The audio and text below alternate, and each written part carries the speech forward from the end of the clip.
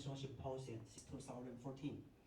For these 3 previous symposiums, we have around 300 participants. This symposium serves academic and industrial experts for getting together to share their experience, their idea, and the latest achievement.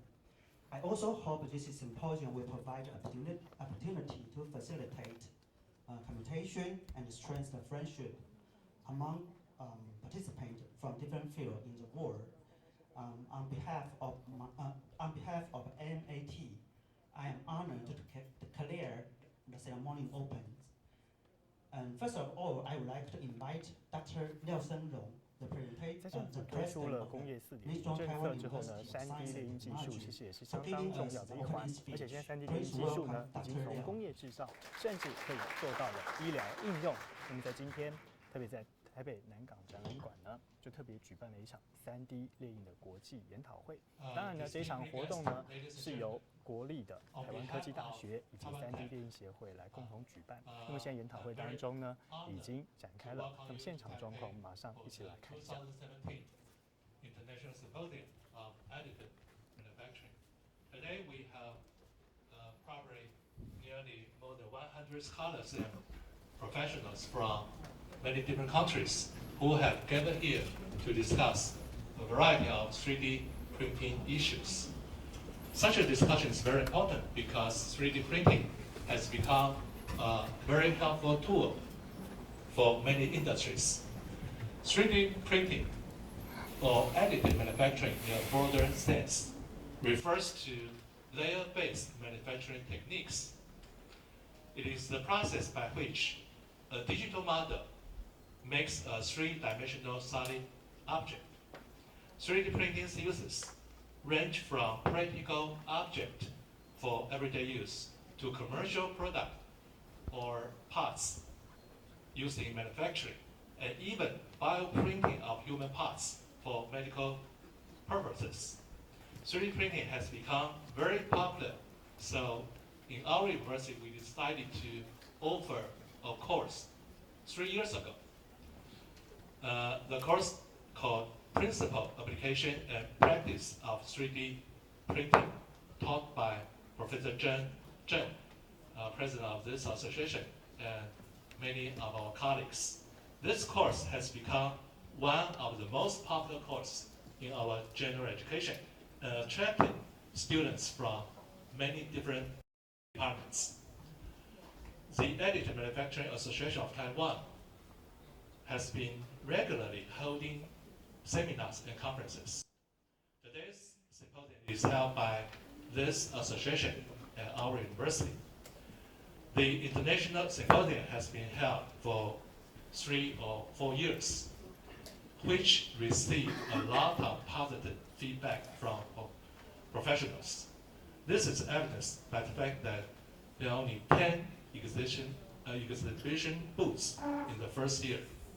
But now, this year, there are more than 100 exhibition booths in the first floor. This also shows that the development of 3D printing industry has been formed as a new industry and being applied in many different fields. This year, the symposium invited many experts from different countries, including the UK, the US, Germany, Australia, South Korea, Singapore, India, and even Pakistan to discuss 3D printing technology and development. Finally, I want to thank the organizers and staff for all of their time and effort that has gone into making this gathering possible. I also extend my sincere best wishes to all of you for a very productive experience over these 2 days. Thank you.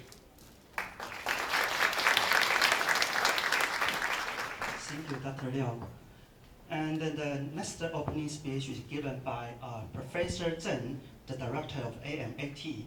Please welcome Professor Zheng Zhenren. 好，我们刚刚看到呢是今天在3D 列印国际研讨会的开幕式。那么刚刚所致辞的是台湾科技大学的校长廖庆荣校长。那么紧接着呢，第二位开幕式的贵宾致辞部分呢，邀请到的呢是经济部的技术处顾问张家祥。我们现场最新状况继续来看看。Some of you already visit the booths in first floor. If you haven't visited the first floor, please take your time to visit the 3D printing exhibition. We have around 100 booths, as mentioned by President Liao. In particular, HP is the first time to come here to show their product.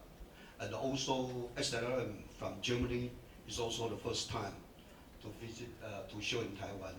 Of course, Dongtai is also the first time to show, and the booth even larger. Dongtai is from Taiwan, Tainan is one of the largest machine tool company. They are going to this market and the industry.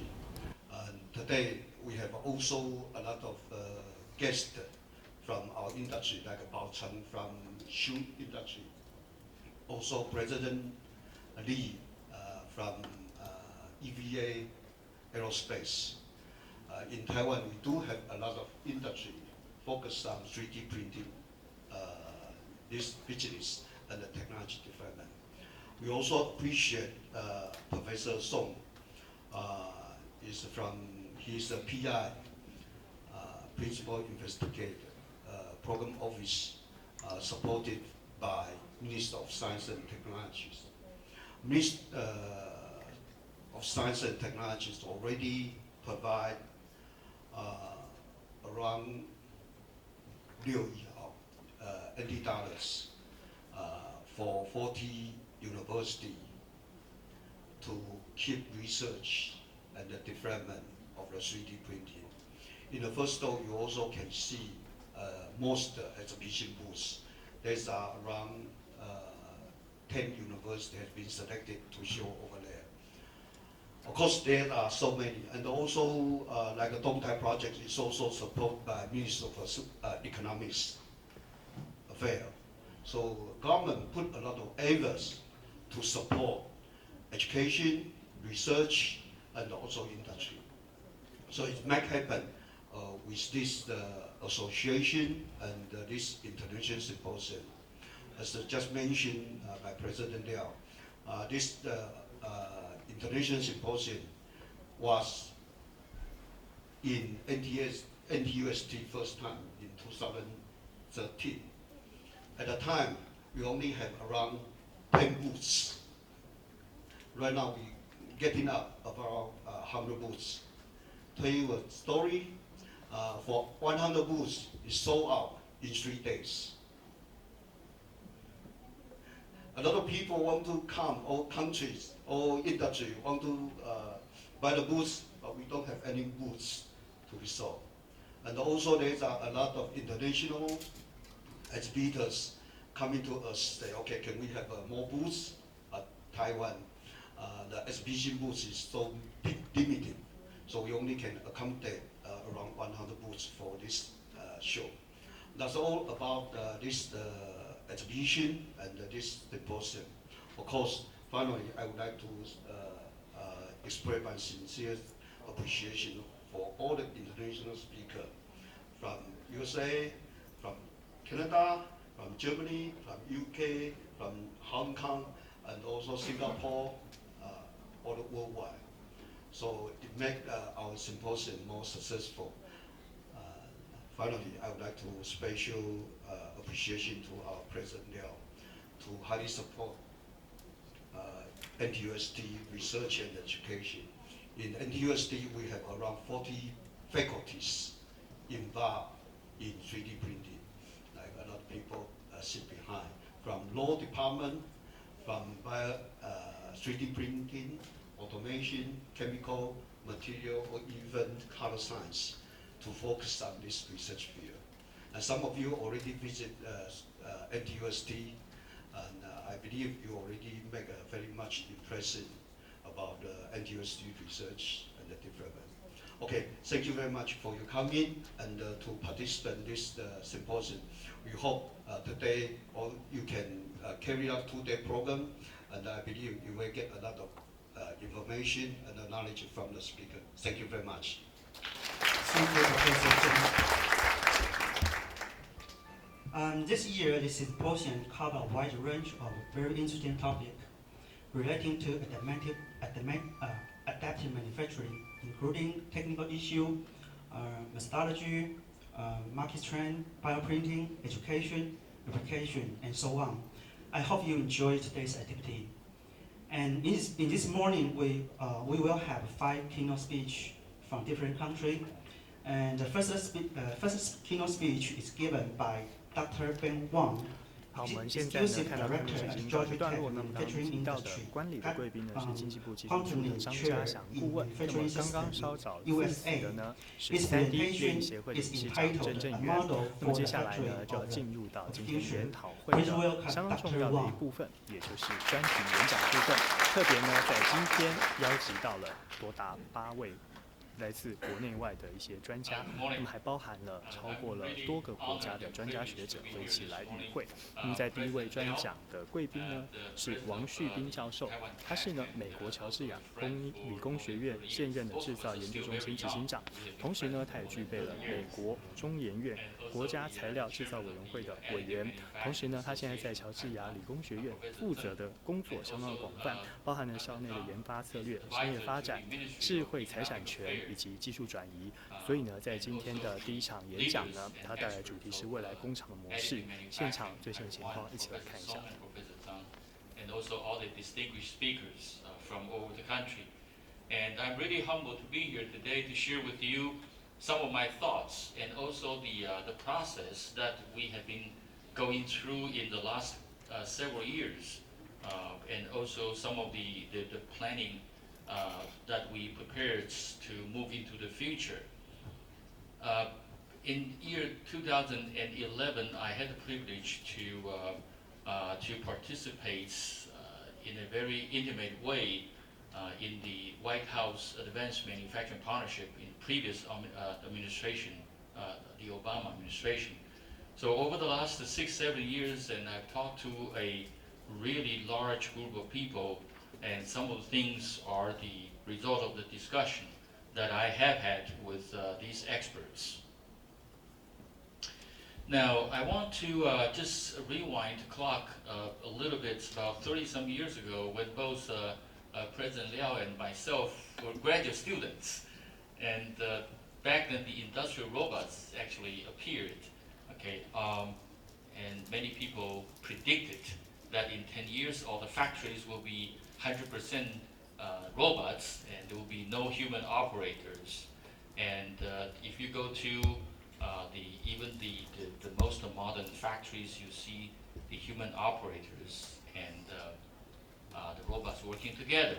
Okay, so that's just the fact, and I believe this kind of collaborative manufacturing will continue in the next decade or so. Now, additive manufacturing, and from time to time we hear the predictions about the additive is going to be the only manufacturing process in the future. We can use additive to make just about anything, all right? In fact, the subtractive and additive manufacturing each has its own strengths and has its own weaknesses. So I think the additive and subtractive will become part of the collaborative manufacturing in the future. So if you were to ask me about the future of manufacturing, and this will be my answer. Okay, so robots and human operators, and additive and subtractive, digital and analog, and also the cyber and physical system together. So very quickly, the future of manufacturing, my hypothesis is that it's a hybrid manufacturing systems where different technology, heterogeneous components working together. Okay. So if you agree with my hypothesis, and then there is a series of important issues that we need to address and come to some sort of a consensus and solutions to One is, since we're dealing with different components working together in a system, so the interfaces between heterogeneous components becomes really very important between human operators and the robots, between additive and subtractive, how we allocate in order to maximize our resources. Standards, the cybersecurity. If you go to Washington, D.C. today, the hottest topic is perhaps cybersecurity. Okay, it's not additive or subtractive, it's cybersecurity. Now, the innovation continuum, and this is really the focus of this talk, so I'll come back to this one.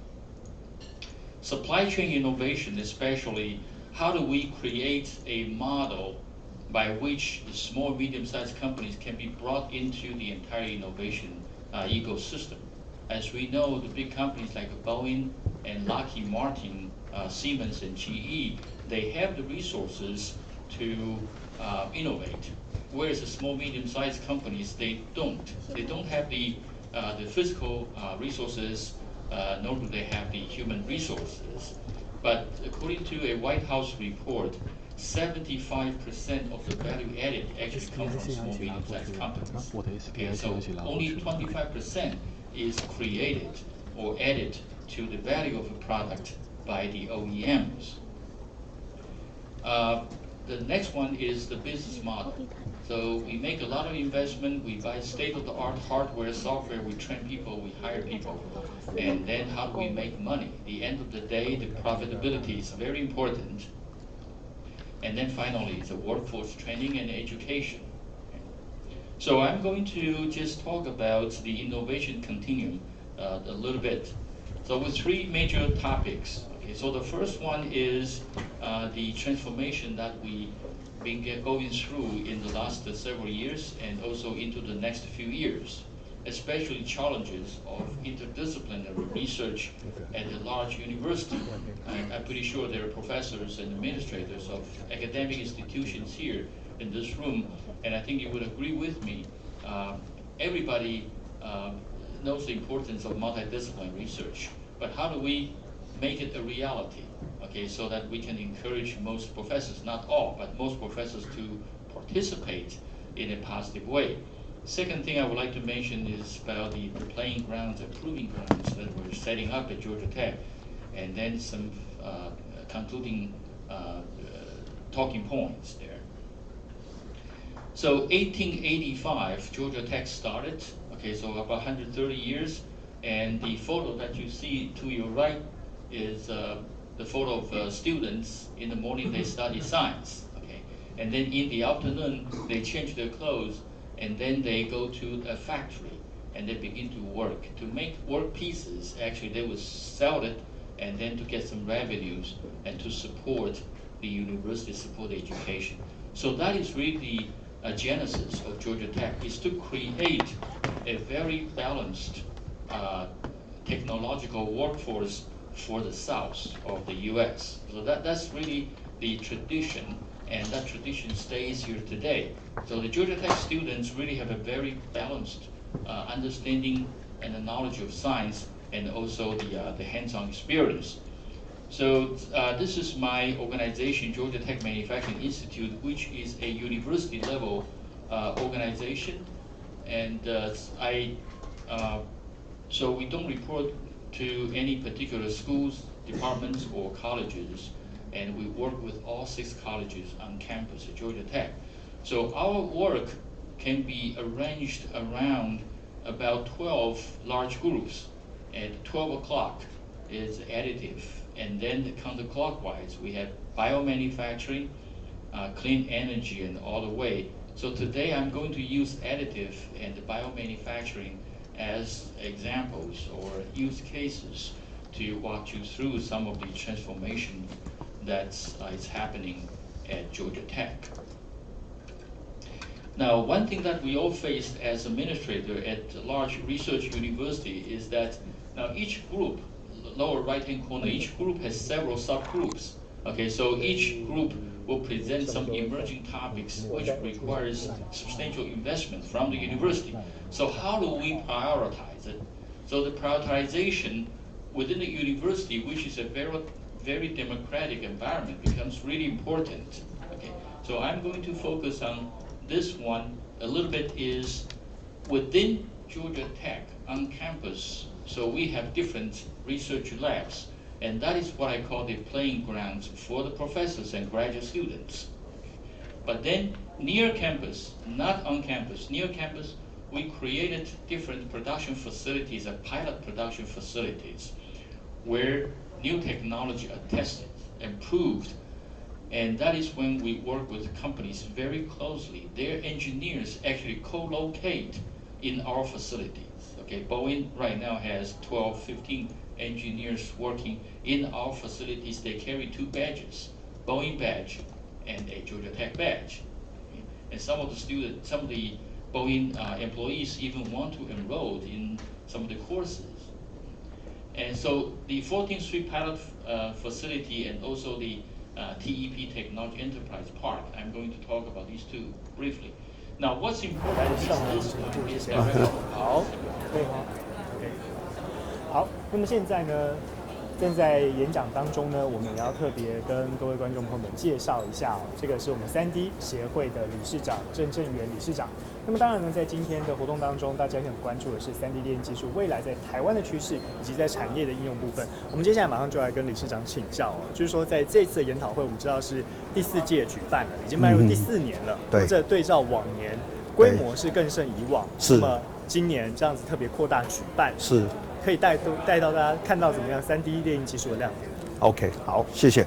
那我想非常重要哈，今年我们同时举办了3D 列印展，那其中这些展里面呢，有好几个都是以前没有来展过的，包括从德国的，包括从 HP 一起来参展的。那尤其今年有100多个摊位，那尤其东台，那东台这一次是第一次来参展，所以它摊位有非常大哦，它的摊位有非常大。那它的摊位基本上，它展出了好几台机器，包括砂模，包括复合加工机，那这些都是非常具有世界竞争力。所以今年最大的特色就是台湾的产业开始参与这个国际的产业。那有像今天来参加研讨会的，有包括像长荣航太、长荣航宇，还有宝成。当然还有其他的各大企业，那这2个企业呢，这2个产业，那基本上是对3D 列印影响非常大的。那我们知道全世界里面呢，包括3D 列印应用在航太产业，像GE，他们有1000多个人专门在做航太产业应用，像飞机的涡轮，那这么复杂的东西，从以前500多个零件，用3D 列印。现在剩下100多个零件，所以组装成本还有重量的降轻，那已经是毋庸置疑，3D 列印已经取代这个产业。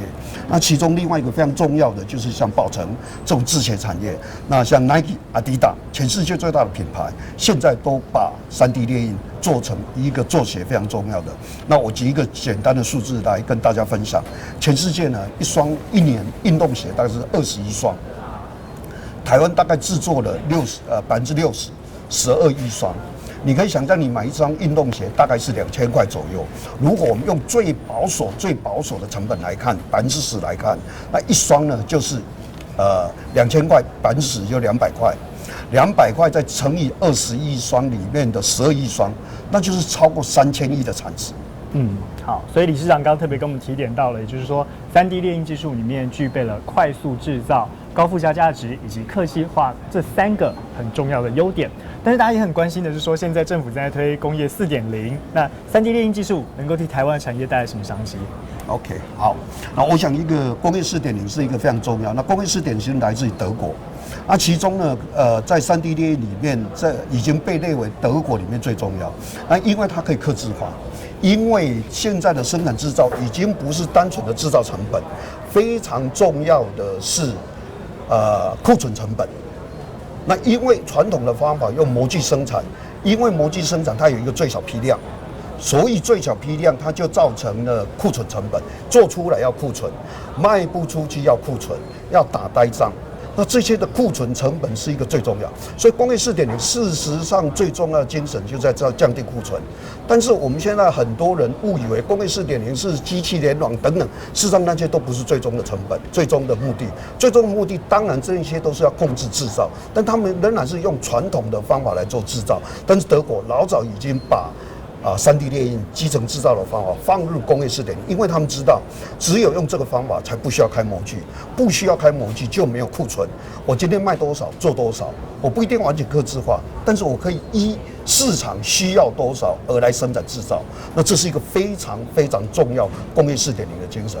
那很可惜，在台湾好像这一部分呢没有那么多人了解，因为我们台湾都是从工具机制造设备去出发，制造设备人认为它只要机器联网，那就可以把这个事情解决。那事实上没有那么简单，最重要的还是要降低库存，不管是原物料进来的成本、半成品制造的成本，后市制完之后的成本，那这些都是最重要。所以在工业4.0里面，3D 列印是扮演一个非常非常重要降低库存成本的一个制造方法。那这个会影响非常非常多。那台湾身为所谓的制造方法，那我们一定要导入3D 列印，才能够真正有效的解决我们台湾制造的问题。好，除了工业制造以外，其实大家也很关心的呢，是这一次3D 列印的国际研讨会当中，大家可以看到未来的趋势。那么现在在台湾未来可以应用的领域有包括哪些呢 ？OK， 好，各位可以看到，我们今天第一个 speaker 就是王旭斌教授。那王旭斌教授呢，基本上他是美国白宫顾问，他专门在推动3D 列印的白宫顾问。他今天呢会来跟我们讲未来的制造的趋势跟整个构面是怎么样。那讲完之后呢，我们会请新加坡。新加坡呢，政府投入非常多资源在做3D 列印，那整个大概是5年，大概是60亿台币。我常常讲说，我们5年500亿是好几个学校分，它一个制造中心就是5年60亿的规模。那另外我们还请德国的，德国Aerospace Center 的那个经理，他来讲。刚刚讲，我们现在国际国造、国建国造，这里面的航太有非常重要，所以我们特别请德国的来分享，在欧洲航太方面，他们怎么样利用3D 列印的方法，来做飞机零件的轻量化、空孔微结构最佳化等等。那当然，我们还有其他的生物列印的专家，还有来自巴基斯坦的。我们台湾基本上的技术有非常大的机会推入到往东南亚甚至巴基斯坦这个方向来做。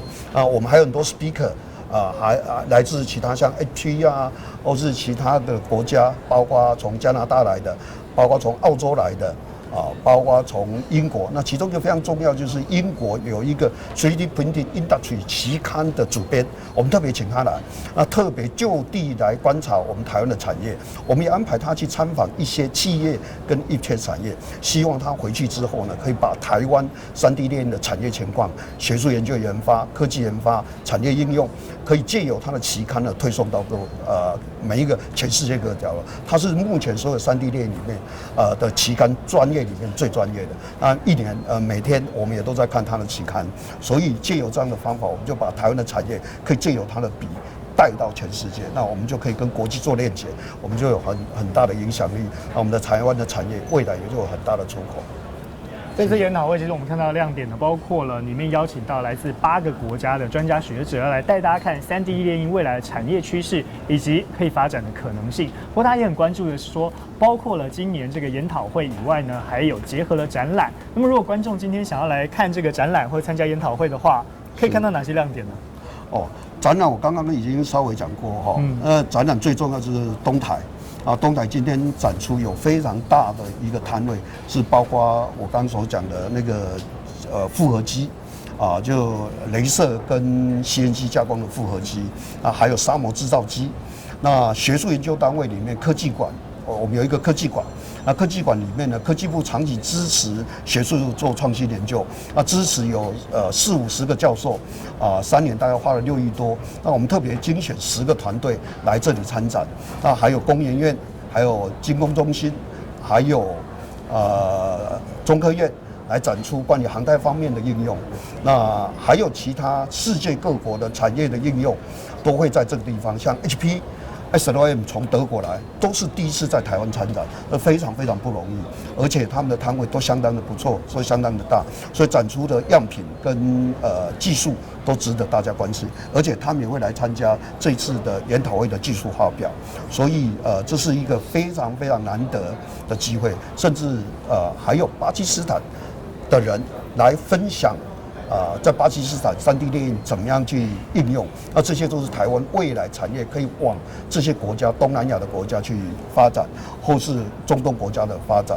我想，这个是我们台湾除了我们的本地产业非常非常小，但3D 列印是一个国际产业，所以我们不能局限于台湾，我们一定要扩展到全球。所以我们借由这次3D 列印国际研讨会跟3D 列印的展览，可以把我们台湾的产业带往国际，那这是我们3D 列印协会一贯的宗旨，希望把台湾连接国际。那只有连接国际，我们台湾才有产业的机会。谢谢。好，理事长刚刚特别提到了很多关于产业未来的可能性。不过当然也要特别谢谢3D 列印协会以及台湾科技大学今天特别举办的这场国际研讨会以及展览，带大家看到了未来3D 列印技术的可能性。不过大家也很关心的是说，您刚刚特别在前面跟我们提到了这么多国家的优势，那他们有一些研发的方向可以作为台湾的参考。但是我们台湾现阶段正在提升的3D 列印技术当中，已经纳入应用到了工业制造跟航太技术当中。那么这些除了当做借鉴以外，台湾现在很夯的一个是医疗领域的应用，这个部分的技术怎么样来采取3D 列印呢？未来台湾有哪些商机？是不是也请理事长跟大家说明？3D 列印在医疗方面呢，我想在包括口腔、包括医美。这些都是3D 列印非常好的一个应用方式。那口腔矫正啊，或是癌症治疗，甚至各种医疗器材的用3D 列印来制造，它都是具有巨大的优势。那台湾在这一部分有非常好，像如果大家到科技部馆去看，里面大概有5、6个计划专门在做医疗器材方面。那在台湾也有中国医药大学他们成立的一个3D 列印医疗器材研究中心，是跟 Tech 一起合作的，所以衔接国际所以在这方面，当然，新加坡他们也成立一个专门在数位健康照护3D 列印中心，这也是值得我们照进，非常值得参考的。那全世界这方面都非常努力，我们台湾也非常努力在做。那尤其我们要特别强调，台湾在陶瓷材料非常有竞争力，我们这是几乎是全世界，研究上用3D 列印来做陶瓷材料研发，全世界最领先。那陶瓷材料里面呢，包括应用在珐琅瓷，包括应用在牙齿。所以今天呢，如果大家有机会去看科技部馆里面，也有展出用陶瓷牙齿制作，那这个未来是一个非常大的产业。所以牙齿产业是人类真正生活制造里面要客制化，所以我们非常相信未来牙齿一定会用3D 列印来做。现在目前一根牙齿用 CNC 或传统方法来做，可能要几万块、几千块；一颗用 CNC 来做要30分钟，以后用3D 列印一颗牙齿来列印，只需要不到1分钟的时间。那这样制造成本，你就可以相信了解，它会降低非常多。所以牙齿是我们台湾未来非常重要，在医疗方面，我们台湾非常有竞争力，可以推向全国的、全世界的。以上，谢谢。好，所以看得出来呢，这3D 列印未来如果应用在医疗领域，特别是在牙齿这个部分呢，可能也是一个很大的商机。当然，也今天再次谢谢理事长在我们现场马上帮观众朋友们解说。当然呢，我们也欢迎今天在收看直播的朋友们呢，可以赶快把握今天的时间，不管来参加国际研讨会吸收新知，或是来到南港展览馆直接来现场看展览，看今天3D 列印技术已经发展到了什么样的程度，相信一定都会有收获的。我们谢谢理事长，接着我们就把时间继续再回到场内的研讨会当中。谢谢，欢迎大家来。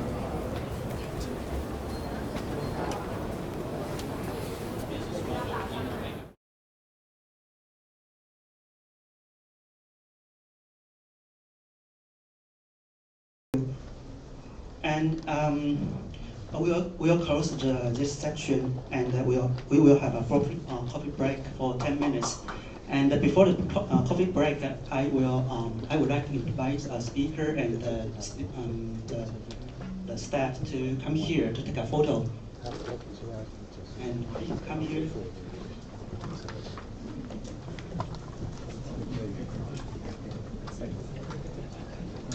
The coffee break will start and please come back at 10:40.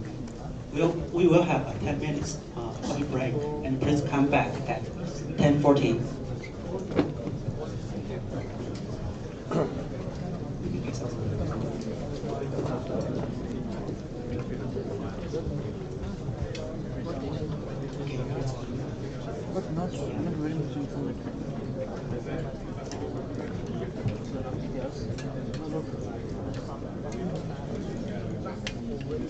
Please come here. 没有，我现在就没有，只有一个。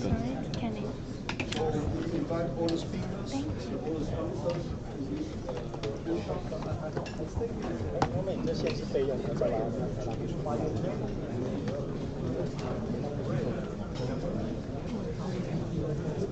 没关系，你帮我拉出来就好。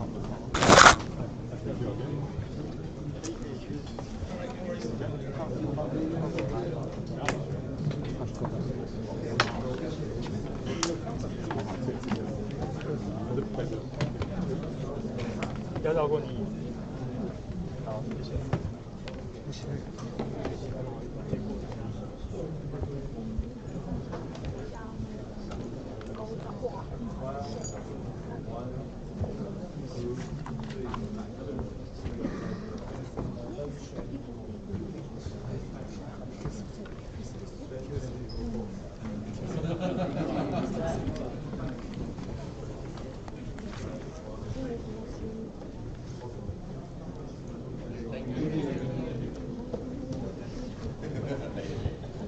걔는 가 있거든.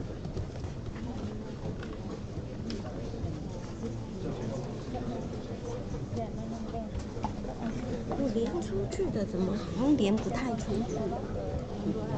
这边网络很慢，你要不是，你看我贴给他们的，对不对？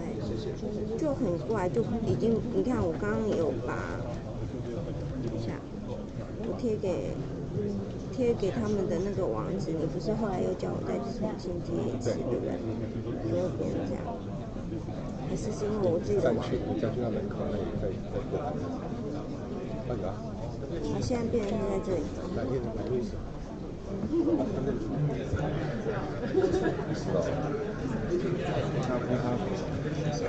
？10分钟了。不要。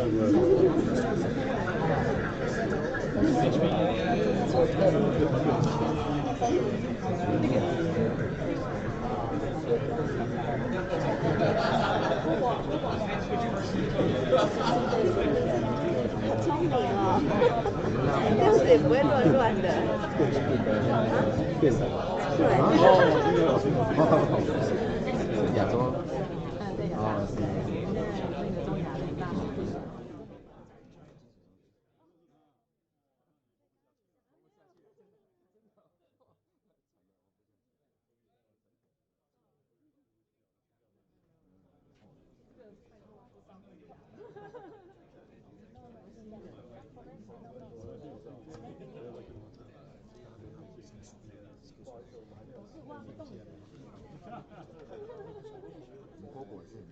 当然啦，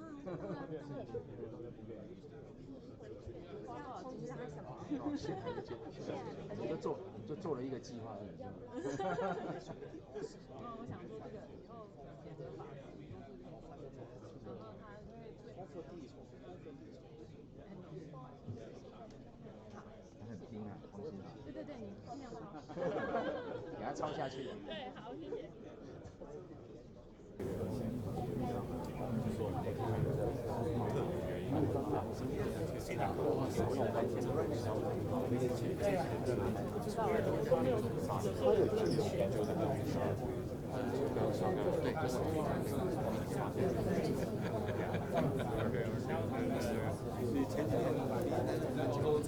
我上个星期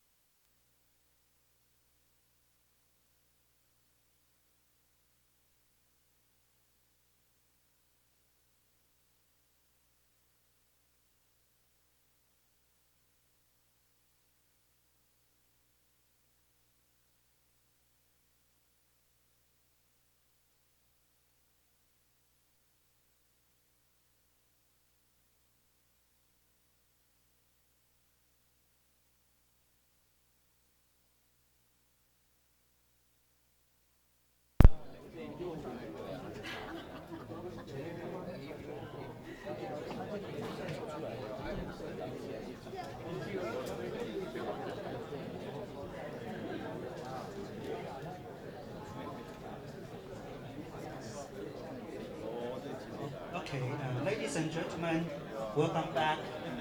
The next section will start soon. Please have a seat.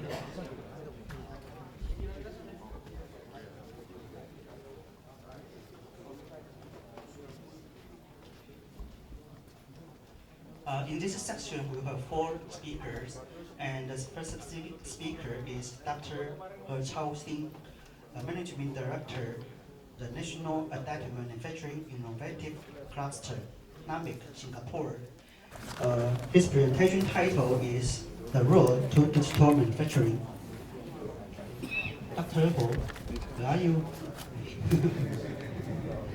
Okay, let's welcome Dr. Ho Chao Xing.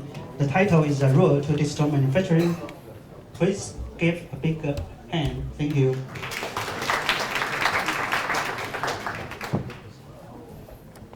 好，现在呢，回到了3D 列印的国际研讨会的现场呢，接着是第2位的专题演讲贵宾，那么他是 Ho Chao Xing， 也就是来自于新加坡的一位3D 列印专家。那么呢，他是新加坡国立3D 列印创新聚落的董事总经理，所以呢，在3D 列印的产业当中也具备了相当丰富的经验。更重要的是呢，在 NAMIC， 也就是刚刚提到的国立3D 列印创新聚落呢，他们主要的宗旨是希望能够把新加坡的3D 列印技术扮演国际领头羊的角色，所以呢，他们希望能够在成为国际上3D 列印的翘楚的同时，马上要来听一下就是 Dr. Ho Chao Xing 他带来的演讲，让他来谈谈关于新加坡现在发展3D 列印产业的最新情况。And I must say, I'm very impressed with the technology progress that's been made in this additive manufacturing space.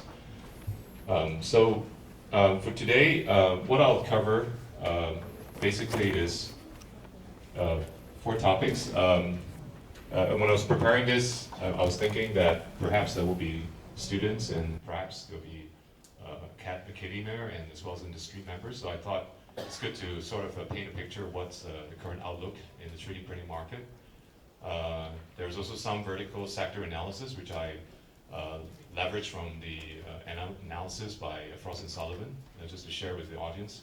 And then at the same time, from there, I share with you what Singapore is doing in this space. So I guess for all of you here, you're all additive manufacturing experts, enthusiasts. You would know this story. It started, this journey has been, I would say, has been around for at least 3 decades.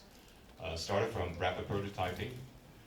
In recent years, we have seen a lot of good examples coming from the industry, announcement, especially from GE Additive, as well as the entry of Hewlett-Packard into this space.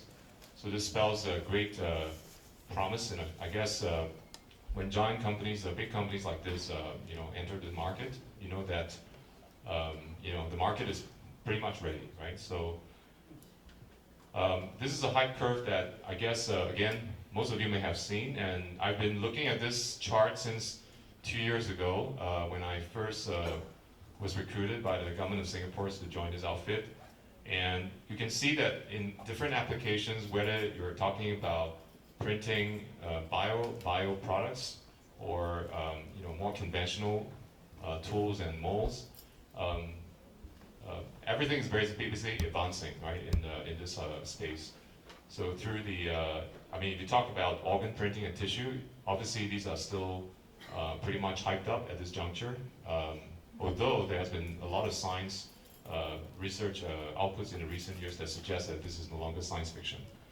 I think in the current state of affairs, you can see that the 3D printing service bureaus, whether it's in the United States or Singapore, we're starting to see companies springing up, offering very specialized services for either prototyping or manufacturing.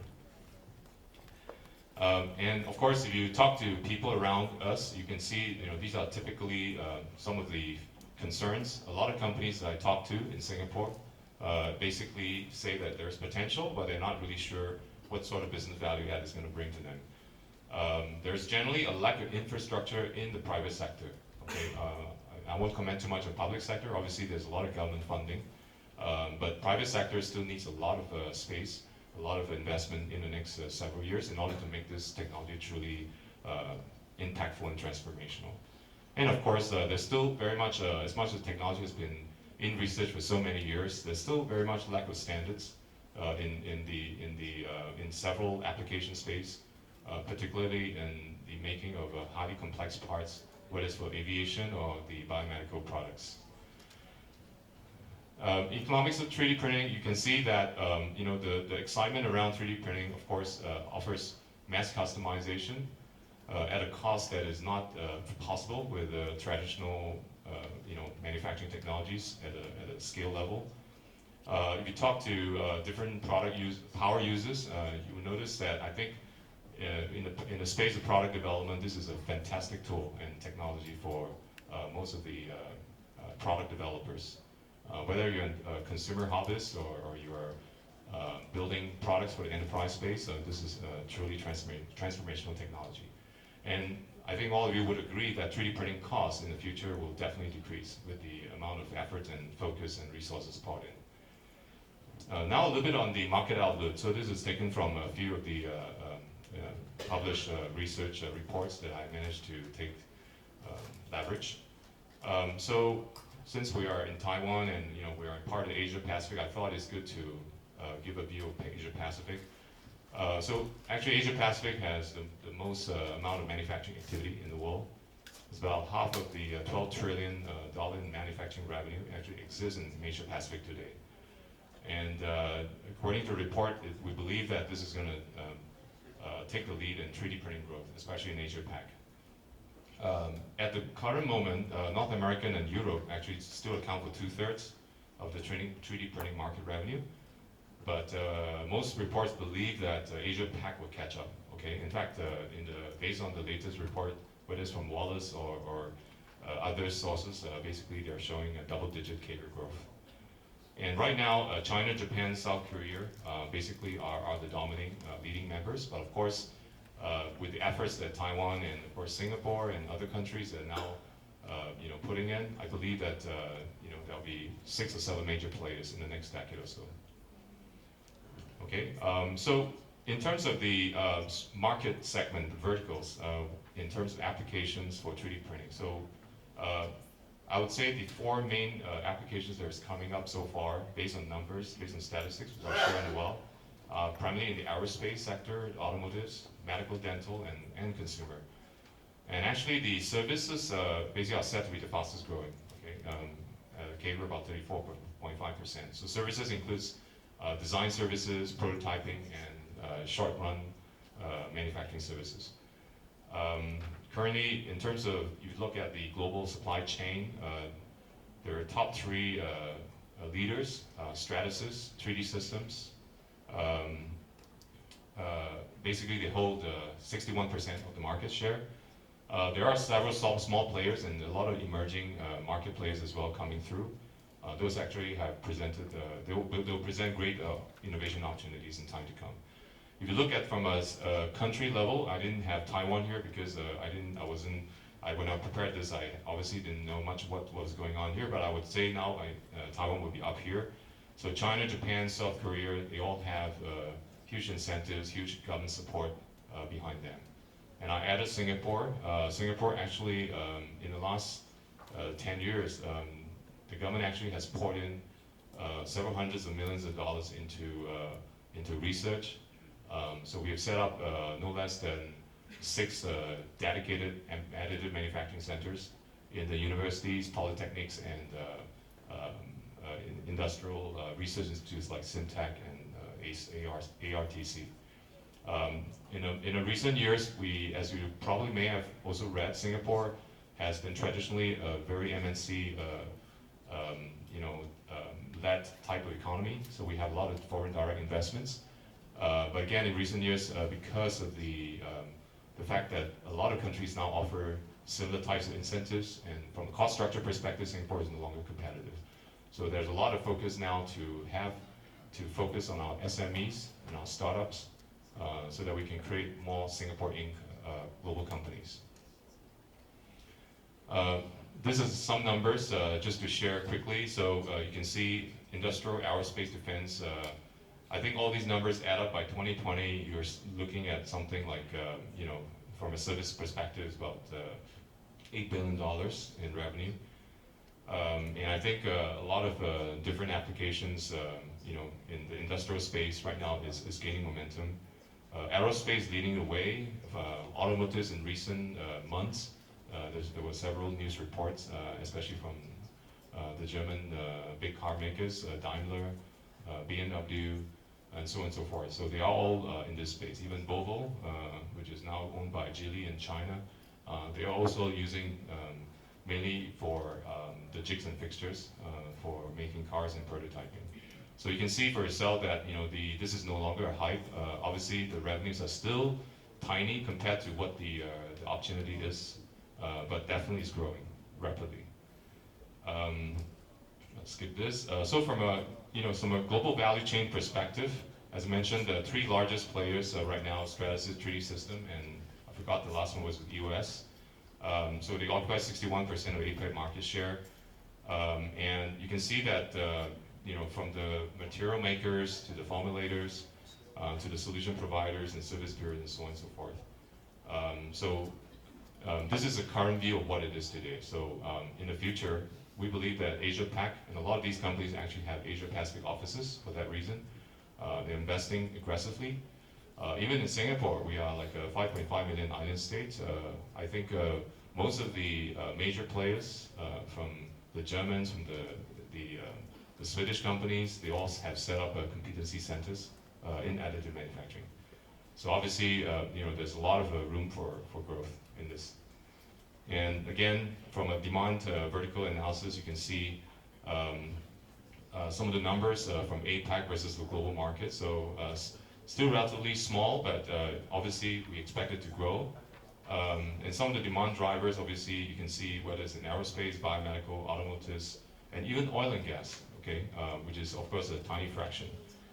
We believe the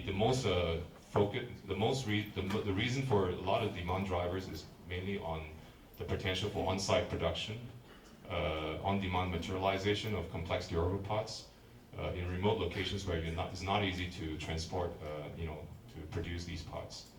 And of course, the mass customization in this space, for example, like with healthcare, offers the potential to improve your patient-specific outcomes. Okay, I will just, I've been given some, so with that sort of perspective, so it's a very, I would say from my personal view, this is a very exciting space.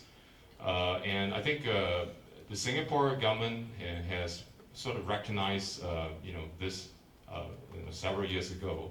And these are just some of the, news reports that I just took from the websites that is published. So, you can see, there's a lot of focus primarily is also to create more high-value jobs.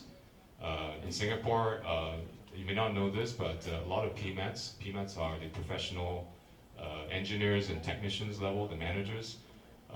There's a sort of a structural mismatch right now where jobs are present, but there's the skill sets are not there. So you end up having attrition and forced attrition, retrenchment, and the people who actually are retrenched can't find the jobs. So there is a huge effort right now going on in Singapore to look at the workforce transformation in terms of reskilling all these PMETs. And additive manufacturing is part of that. It's not the only one. In fact, probably a little known fact to all of you is the fact that manufacturing itself occupies about 20% of our GDP in Singapore. And it's a very important contribution for our GDP because it enables a lot of the horizontal industries as well, such as the services and financials. So because of that, as I mentioned, we have been investing. But some of the challenges, and I just briefly run this through, is from our perspective, we see is, of course, in most cases, it's still considered emerging technology. And if you try to set up a new additive manufacturing facility, these are the kind of bureaucracy and the process that you go through. You have different agency approvals and things like that. You have a laser license to operate some of those more complex powder bed machines and so on and so forth. The other thing is that we recognize that for us to play in this space, especially for Singapore, you need to be not just a manufacturing hub, just because of our cost structure. You need to be able to create the technology and the value creation. A very good example will be a country like Israel. So you are able to invest in intellectual property and able to commercialize these intellectual property. So to date, of course, if you look at the chart, obviously Singapore is nowhere there, right? US by far is still the largest innovators in the world, followed by Japan and China. The third thing is that, of course, a lot of the industry players would agree with me on this, is that there's still generally a lack of markets. As much as, yes, there's some niche pockets of applications which you can monetize immediately, and it's not easily replicated. So there's no unique business model today that you could describe that would be able to, you can just sort of plug and play in all the business. So what we have found in our discussions with industry members, with the public service policy makers, is that we need to approach it in a very customized fashion. So part of the job that I do personally and my team, my small team, which is basically a national program office set up, is to focus on how do we engage the private sector and help them to customize the technology for their application and for their business. So this is the whole mission of, so I'll just leave you with this one. Just quickly on the NAMIC, about 5 minutes left, so I'm just going to run through this very fast. So we're basically funded out from National Research Foundation, is something similar to what NSF is in the US. Basically focus on expanding our ecosystem. We're very focused on not just our local, but we're also very keen to partner with international players. We want to set up a platform for task baiting, for implementation, and of course to catalyze new business growth and new business models. And I mentioned earlier about the lack of standards and certification. This is a space that we are now actively exploring. We've actually visited ASTM office, we've talked to them, we've established some formal relationship and partnership with them as well.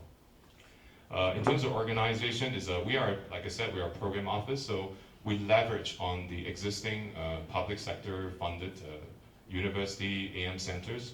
The three big STEM universities, or three only ones in Singapore, are NUS, National University of Singapore, and Nanyang Technology University, and Singapore Technology University of Design. Each of these hubs, we basically have dedicated staff to execute projects. We provide some flow-through funding to augment the infrastructure. Basically, we influence the decision-making process for some of these machine acquisition, more focused on industrial capable machines rather than research tools. We also partner with the research institutes from A-STAR. A-STAR is our largest research agency in Singapore. And we also work with our polytechnics, which is also, it's a very key tertiary institution that basically generate a lot of technicians and engineers and so on and so forth. So we have been working with companies. I think we've been around for about 2 years now, coming to operation. And we work with startups, we work with local SMEs, we work with global partners.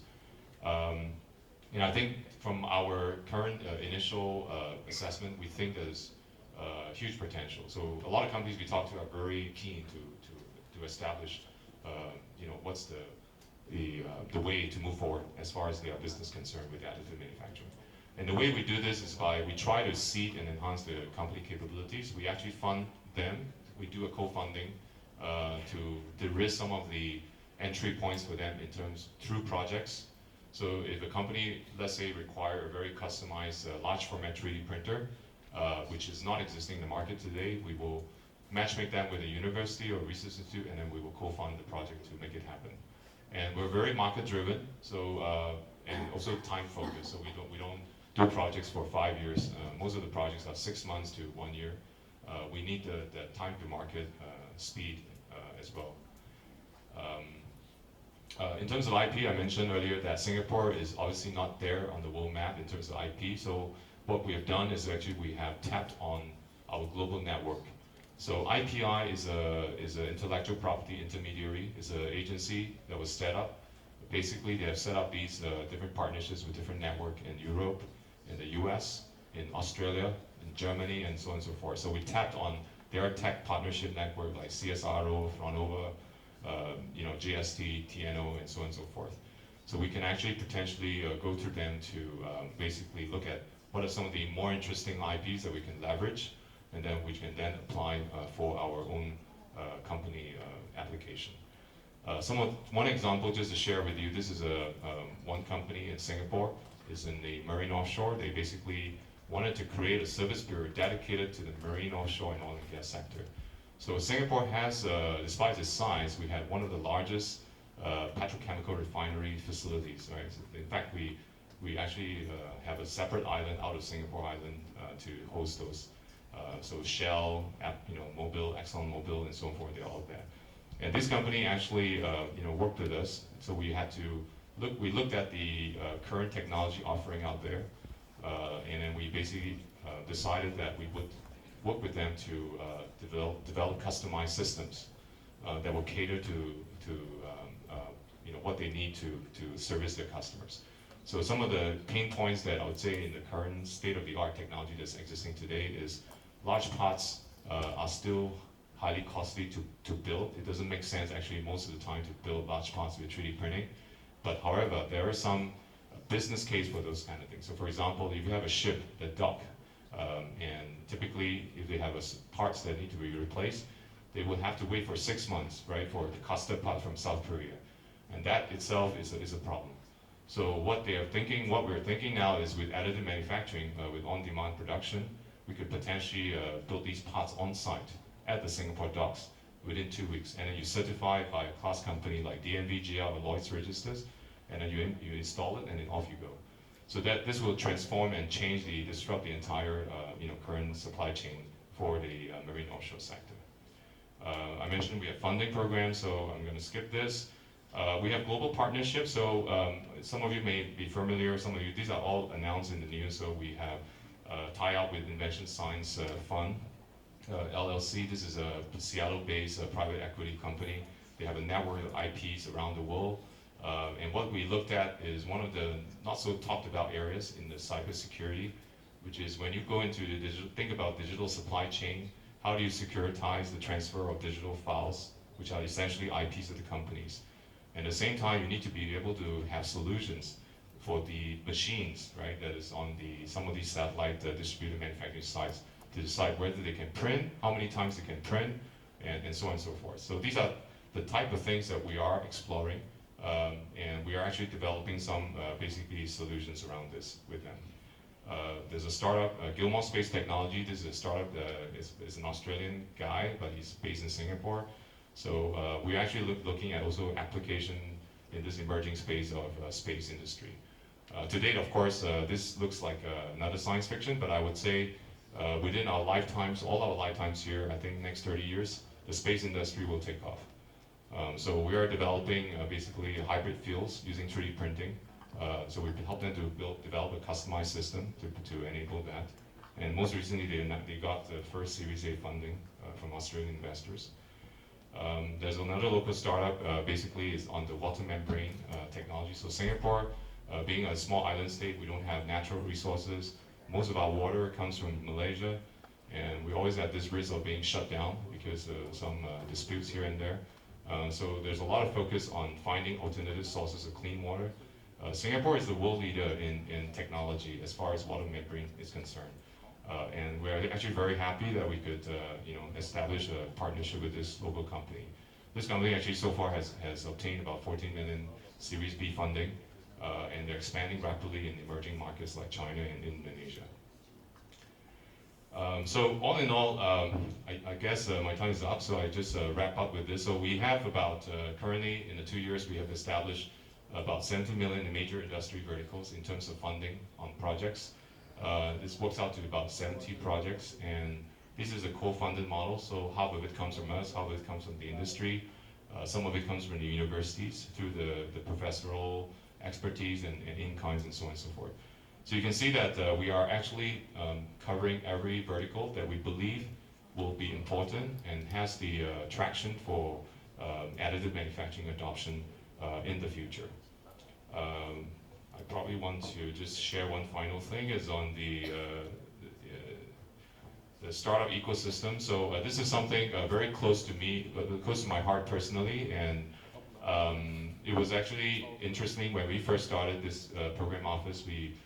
We found that a lot of startups approaches, I guess, primarily attracted by the fact that we offer funding. So, but they soon found out that we are not VCs. So, but we could still help them through supporting some of the projects to help them develop the technology, fine-tune, and even to some extent market access as well.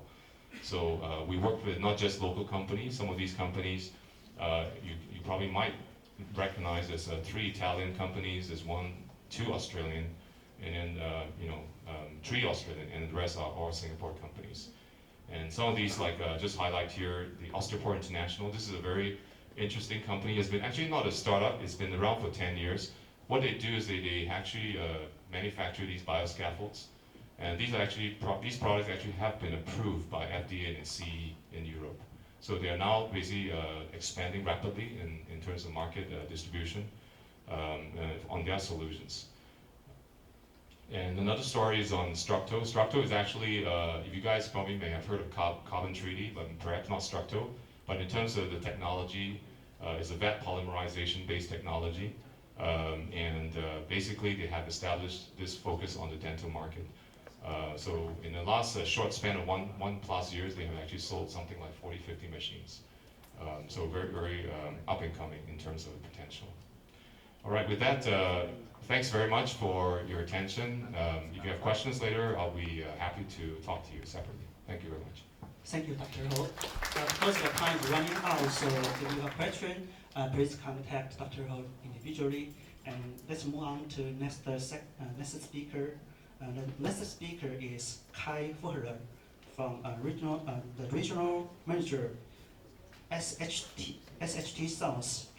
Government-funded entity like a big university with about 8,000 employees. 好，接下来呢，这一场3D 列印的国际研讨会已经进入到第3位专题演讲贵宾。那么特别邀请到的呢是德国航太中心的区域经理 Dr. Kai Fuhrer。当然呢，他过去的背景其实相当的跟这产业有高度的关联性，包含他是从慕尼黑工业大学毕业，那么专业领域包含了工业工程、工业4.0，还有工业应用。那么接下来要探讨的3D 列印技术呢，其实是比较成本考量端的，因为它的主题呢是要借着拓扑来优化基层制造元件，并且运用格状的结构来减轻物件的重量。我们先来看一下他今天带来的专题演讲。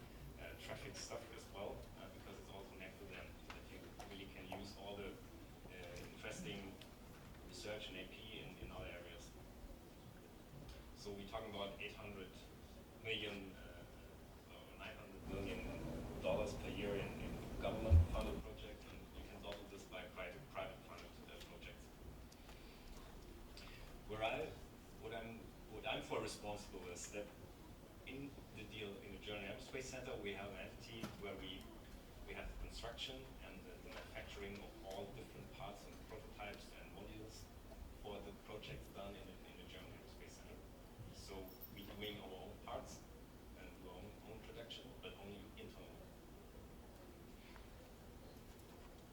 And our portfolio, we have 3D printing in metal, we have constant laser, 3 machines in total, and we have as well an SLM machine, and we have the TruePrint coming up. The TruePrint will come up soon in our new facility or in our new cooperation, where we do joint development center with the German automotive industry. So what do we need with metal, especially in aerospace? Metal is very good to go because even if 3D printing in titanium is very expensive material, the cost calculation for printing parts in metal then is valuable or is okay because you save a lot of money. For example, to bring 1 kilo up in space, it's about $70,000. And when you save 10% of the weight, the part when it doubles the price from $100 to $500 or $200 or even $500, you still save money.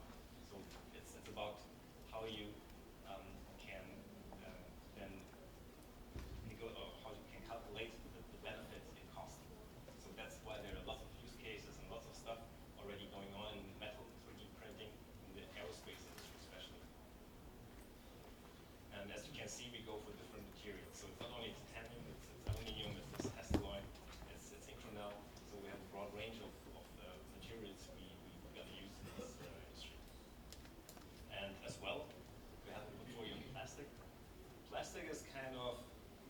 into aluminium or replacing a little bit aluminium or being more cost effective in stuff in parts where it's worthwhile to use those materials.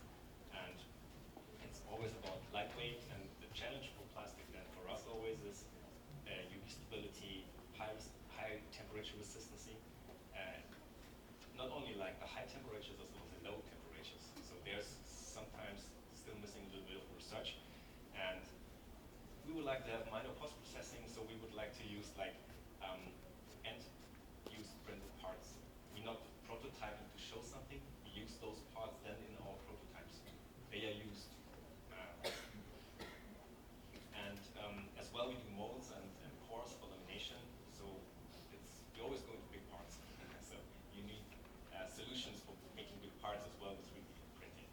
And as well, what we bought last week, it's a filament maker, like a small little machine, but okay for us to do a little bit research, especially for conductive at the end materials. There's big demand from all our institutes. They always ask, can you print us something with conductive material? So topology optimization, and I call it design to production, is important for us because I have CNC milling machines or normal CNC machines that have 3D printing facilities or possibilities. And it's always, there is on the way in the design, there's one point you have to decide whether am I going to print it or am I going to produce it the traditional CNC machinery way. And so when you look at this way how the value chain of producing something, you have the traditional way where you pre-cut something, where you mill it, where you harden it, and where you have the post-processing quality control. And when you compare it then with the process in metal for 3D printing, you have the power production, the sintering, the milling, the post-processing, and then separation from building plate as well. So you can see there, you even have a longer production time in the overall cycle. So the efficiency of the material usage is much, much better. So the additive manufacturing is better for lightweight parts, of course, but you still have a lot of time for printing. And a lot of effort right now is done here with bigger machines, faster machines, more lasers into the machine, but it's kind of the overall process, and it's especially how to cut costs or how to cut production times into this process is when you look before, when you design the part for this row or for this row, then you save the money and the time. And the design production, it's got a lot of things to consider. When you have a designing team, it's like changing the winning team because they're always specialists who are very good at designing parts to be built in the CNC machine. But now, not anymore. They need to be designed in a different way. And sometimes you have to break through of the thoughts or of the mindset of your employees. And for example, in injection molded design parts, it's totally different than when you then print the parts. So there are gradients for molded parts. Skip the gradients. They are just making problems in 3D printing. And functionality integration. So there are lots of more possibilities. You have this moving, can have moving parts without assembly, or you can save a lot of assembly, screws, parts, where you just integrate those stuff. And that's a cost reduction. And as well, curvature is important, that you don't draw something you actually can't print. And avoidance of support is important, and I have an example with me.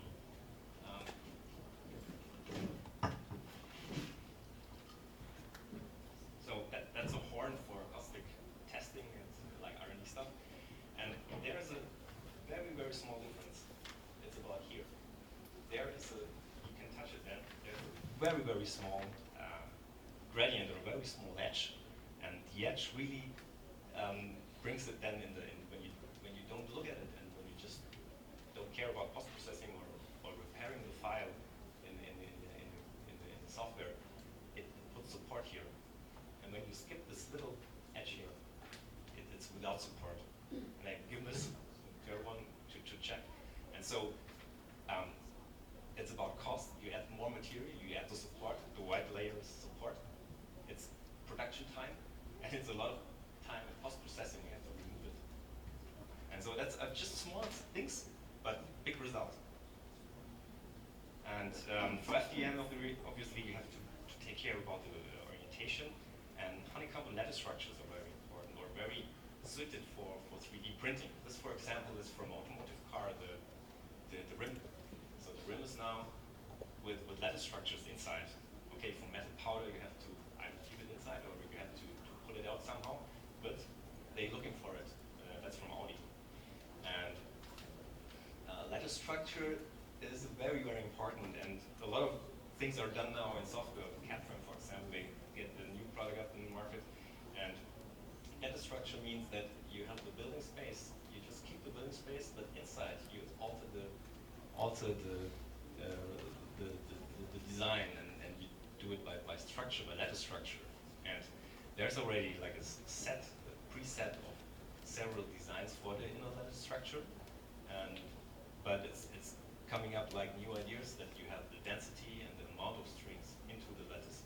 So there's lots of things to do and lots of potential to make the parts then suitable for 3D printing. Save a lot of weight and save a lot of production time. And for example here, that's like a free accessible example. So by redesigning just this part here, you can have 100% stiffness improvement, and even with the same weight.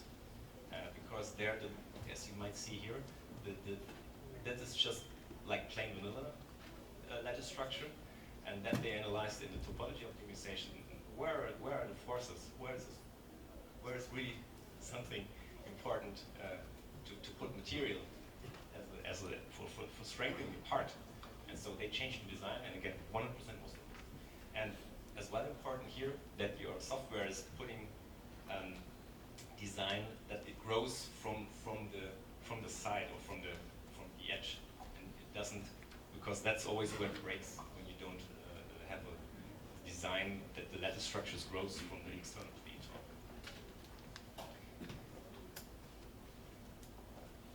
Okay, topology optimization then means that you have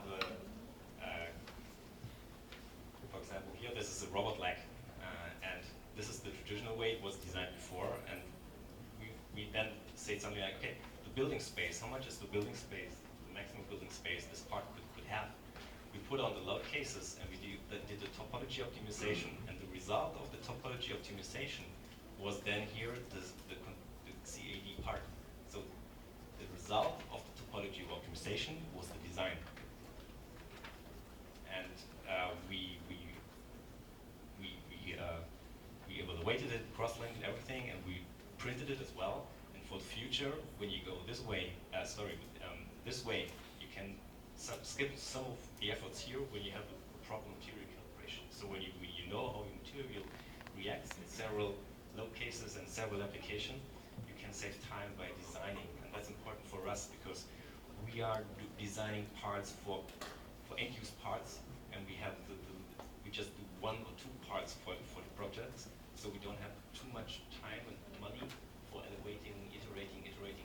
So we need to get parts, the suitable parts that match the specifications.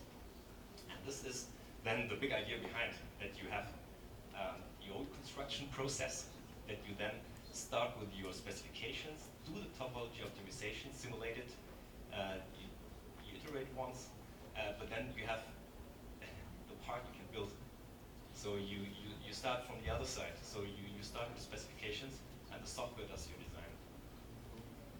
And this is then, you have digital engineering, and then you have the automated production system, and that's 3D printing. So that means your approaches for topology optimization is that you have the possibility for the automatic application of your design to production rules. All the rules I told you before, like curvature, volume support, everything, that are rules you can implement into the software. So you don't have to teach everybody to acknowledge it. The software does it. And the other very important thing is that you can increase the amount of parts for 3D printing. When you are a company, an engineering company, and you have a machine to produce, you have 100% of your parts. You are now doing the traditional way. So when you only can do 5 or 6 parts, maybe it's not worthwhile the effort to change your production system, to look for the suppliers, to do everything. But when you can print then 20% of your parts and save money, so that's the way to do it. And within this, it's a very good way then to make 3D printed parts by topology optimization. They got a like bionic design, and they are very different how they appear. And this is the tradition with no part. So this is like a very plain, very normal design. Now you get into this bionic design. And this you can print, but it's very hard to build. And this leads then, as an idea, leads to the idea that you say, when you have lots of variants, you have some kind of digital engineering that's automated as well. So you have a design compiler. So when you have a plane and you would like to change the inner of the plane from freight plane to a passenger plane, so you don't have to design it brand new and do all the testing and recalculating of your parts that they fit either the freight or either the passenger chairs. So it's done automatically by the rules inside here, and already the load cases and everything behind there. So you just push a button and you have your variant, and then you print it in your automated production system. So that's the solution. It's not just like getting more efficient in your printers. It's the process before. You have to think about your design, how you design stuff. And I have one case study about what we do in additive manufacturing. So this is a robot, like a human robot, humanoid, where you can work together with a human man. Because normally the old-fashioned way for robots, it was very stiff and strong to get the accuracy when they move the robots.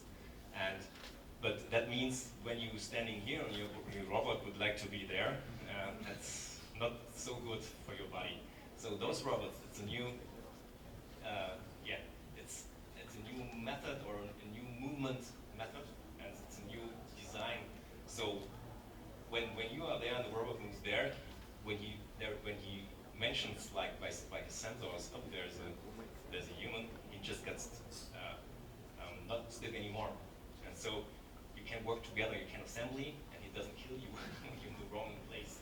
Okay?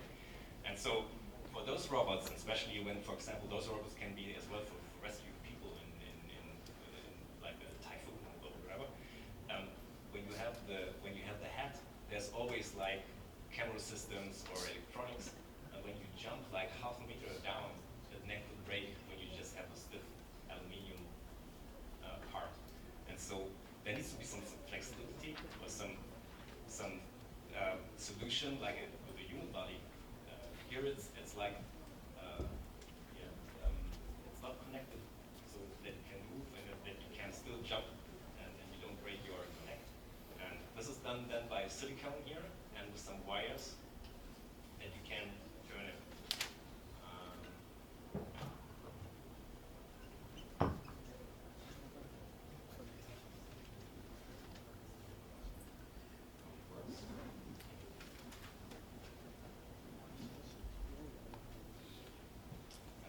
Example, this is then joined together with the Institute of Robotics and the DLR. So it's, as I mentioned, we have a big university with lots of different institutes, and one of those is robotics, and they're quite successful. And as you can see, the head is moving, and this is a silicone part, and there are wires. By pulling them, the head moves. And this is, but when you then go into engineering, the silicone neck is hard to simulate. And it's, as well for the future, when you would like to have like the data cables or the cables for electricity, it's a mess. And so we decided, hey, there might be something we can do. So my engineers,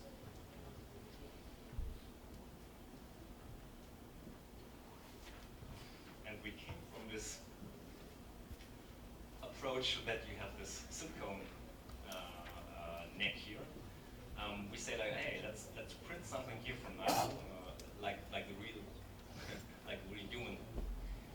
But actually, this concept didn't work so good because simulation again is very difficult. There's no defined points in this system where you can then do it properly.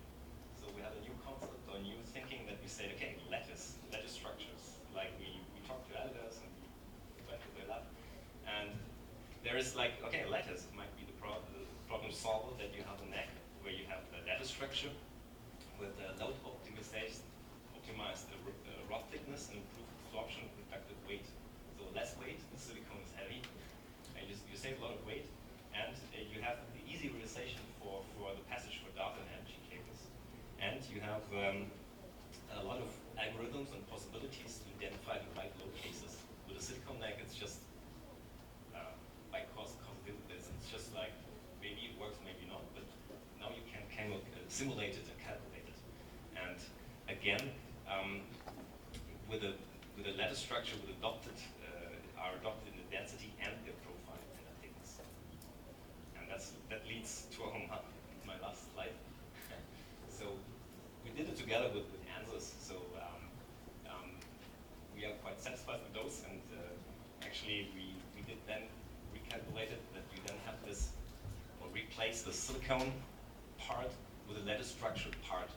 And again, when you look at lattice structures, it's much more convenient to print it. So we want to print in nylon. We're just doing this in our lab, and we are quite satisfied that now with the solution, we improved again, or we again adopted the topology optimization now for lattice structures.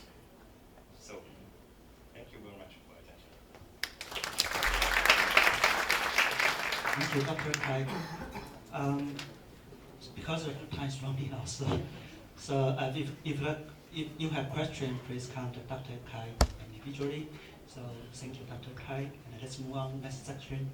Next speaker, the next speaker is Mr. Alex Lalumire, the director of APJ client sales for 3D printing Asia Pacific and Japan, HP, French, Canadian. His presentation title is Unlock the 12 Trillion Manufacturing Market. Please welcome Alex. Okay.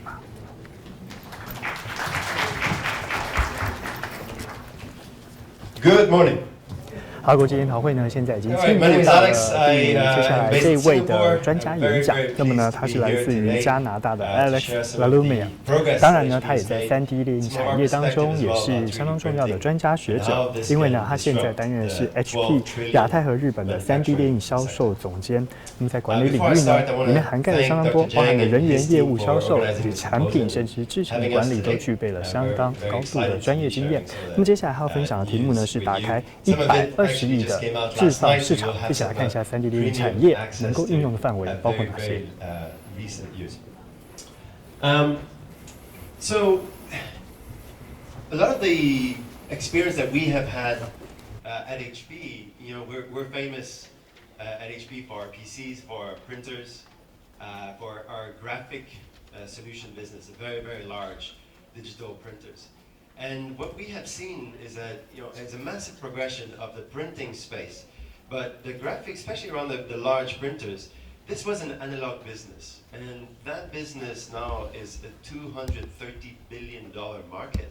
But it started from a very, very low, small market.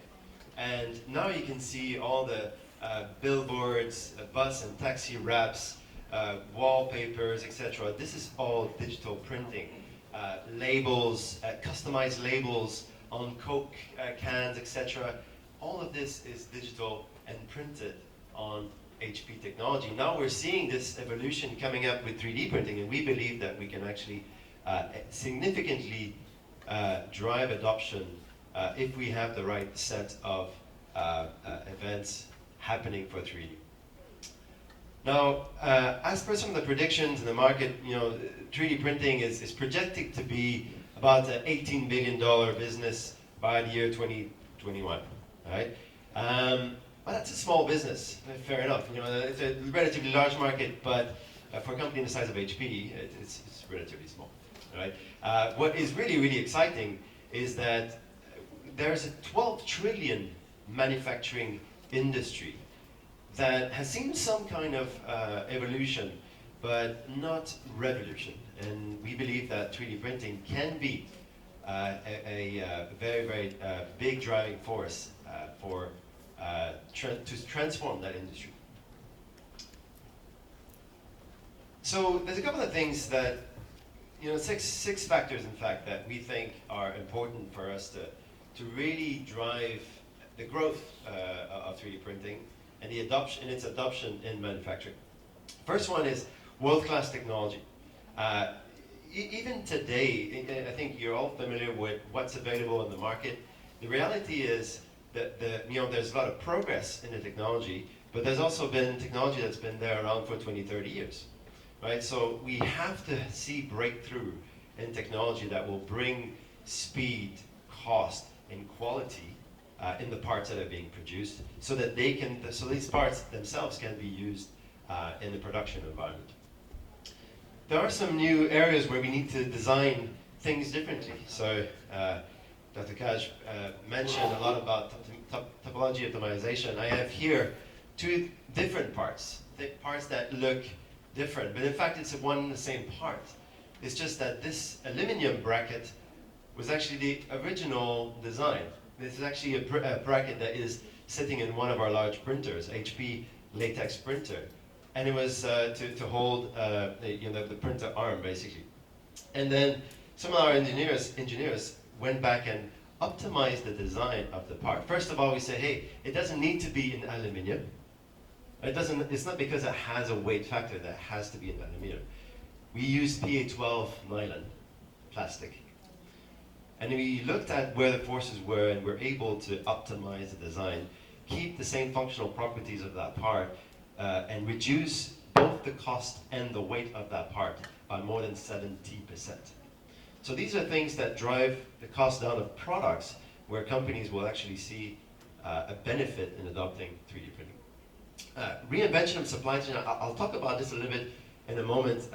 It's important to look at the entire spectrum and direct cost of the part, but also indirect cost of the part through logistics, warehousing, etc.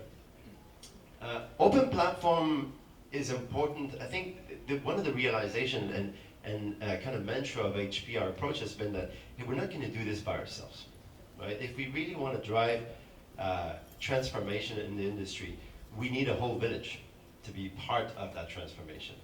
And we have some significant partnerships, but one of the things that is really, really important is to drive better materials, right? A better availability of materials, and also drive down the cost of those materials, because materials is more than half the cost of your entire cost per part. So especially in a production environment, materials become really, really a substantial part of your production cost. Regulation and standards, Dr. Ho mentioned a lot of work being done in various aspects, whether this IP, standards just for 3MF, for example, for the type of file standards that we use for printing 3D printed parts. So that's very important. And also, I mentioned diversity of the material. At HP, we already have various partners. You'll see Evonik, Henkel, BASF, Sinopec in China. Many partners are participating in this open material platform where we certify materials to be used on our multi-jet fusion platform. So these four aspects is what we are trying to approach with our technology and really drive change. So speed, quality, cost, and reliability. Speed, we're able right now to be about 10 times faster with our multi-jet fusion than comparative technologies. We're able to be about half the cost of current technologies. The quality of the part is important. So our intent is really to produce a technology that can create functional part straight out of the machine. Still, of course, a lot of post-processing is required for the part to be depowdered, if you will, out of the bed fusion. But the important thing is that the parts should be functional. And finally, reliability, and that's another key aspect. Reliability of the machine itself, but reliability also in the support and the service environment, the infrastructure that you can have. You have to be able to be confident about the service levels that you can receive from any partner, especially when those printers are in a mission critical environment. So this is our little toy, and we call it the MGF Fusion.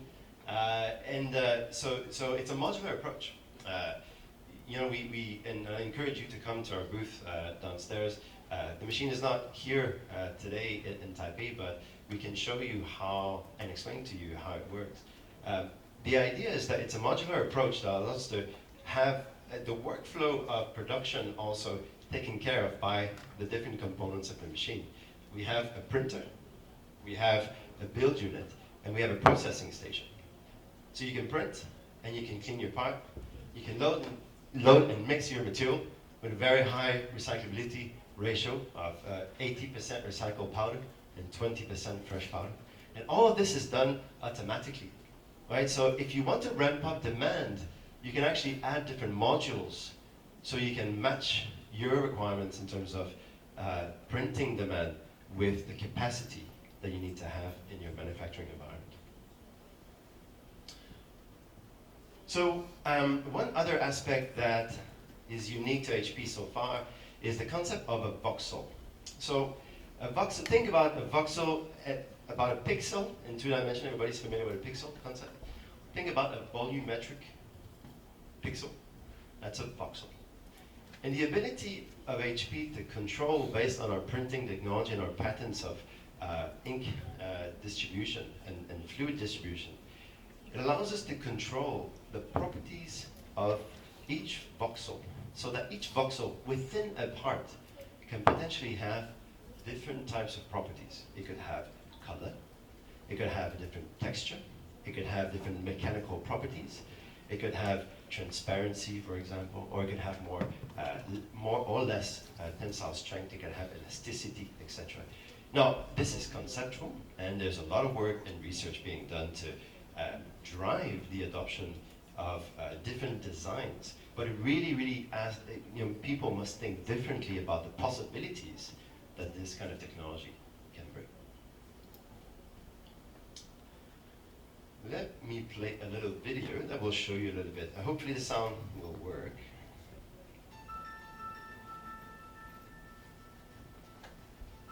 Tapping the potential of the smallest things has always led to giant leaps for humankind.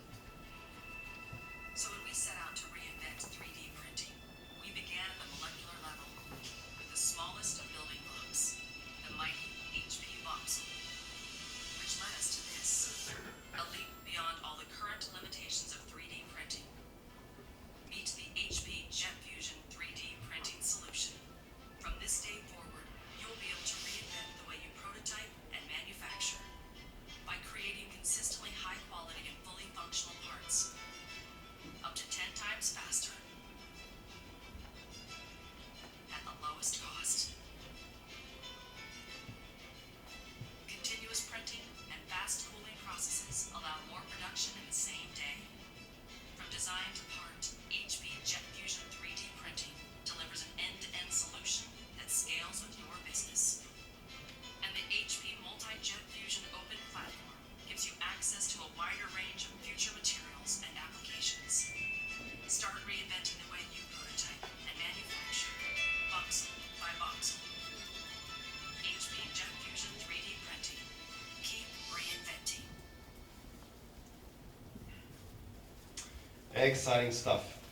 So, as you would have heard in the market, we launched our product earlier, a couple of years ago in Americas, actually last year in the Americas and Europe. And this year we announced our market expansion. We started in China and Japan in 2 large shows in June. Lots of good press coverage, lots of interest from the market. Very good reception from a variety of different research institutes, service bureaus, enterprise account. But really with the intent of driving that transformation into manufacturing. Speaking of which, there are a few areas where we will focus as our verticals: automotive, aerospace, consumer goods, medical and dental, and so forth. But like I said earlier, we're not going to do this alone. And one of the key things, a new partnership that we've announced, is with Deloitte. So Deloitte, as you know, is a consulting company. They have a very, very large practice of professional services, especially in the supply chain transformation space.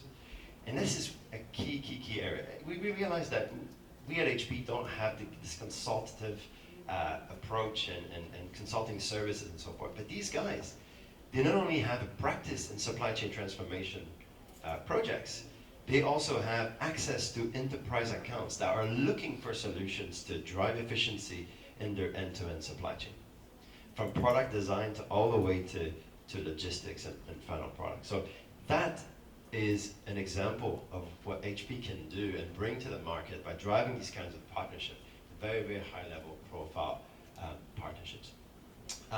Another one, and this is news, came out yesterday.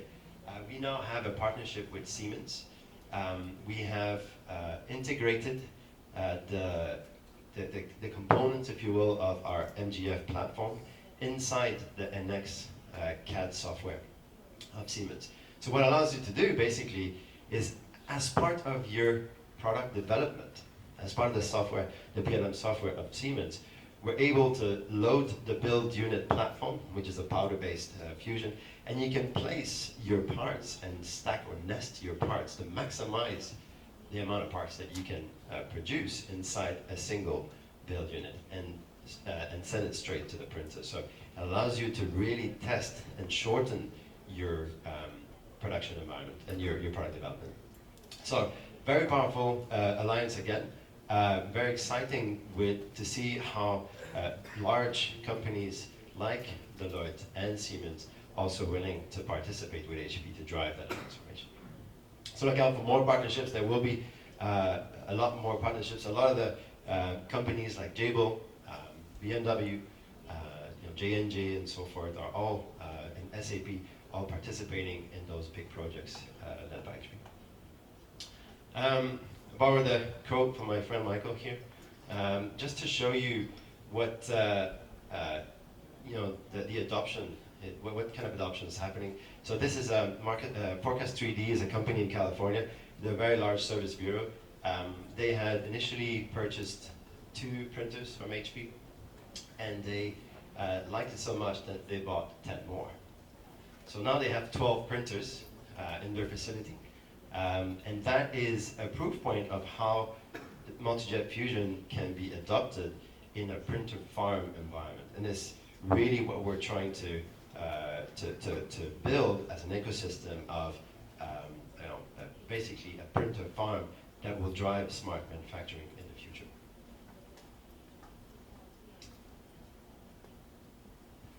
We have a little video that might work. Okay. From Forecast 3D. There are so many applications, so many verticals in different industries that we can now do production because the cost is significantly less. And then you have a process that's just inherently extremely fast. I own a small electronics company called Knuckle Dragger Design. We make primarily communications equipment for mostly government build order. And so we don't really do high quantity stuff. It's always like 0 to maybe like 100 pieces, per order. Most of the applications that Knuckle Dragger is making is enclosures, some brackets, and a lot of internal components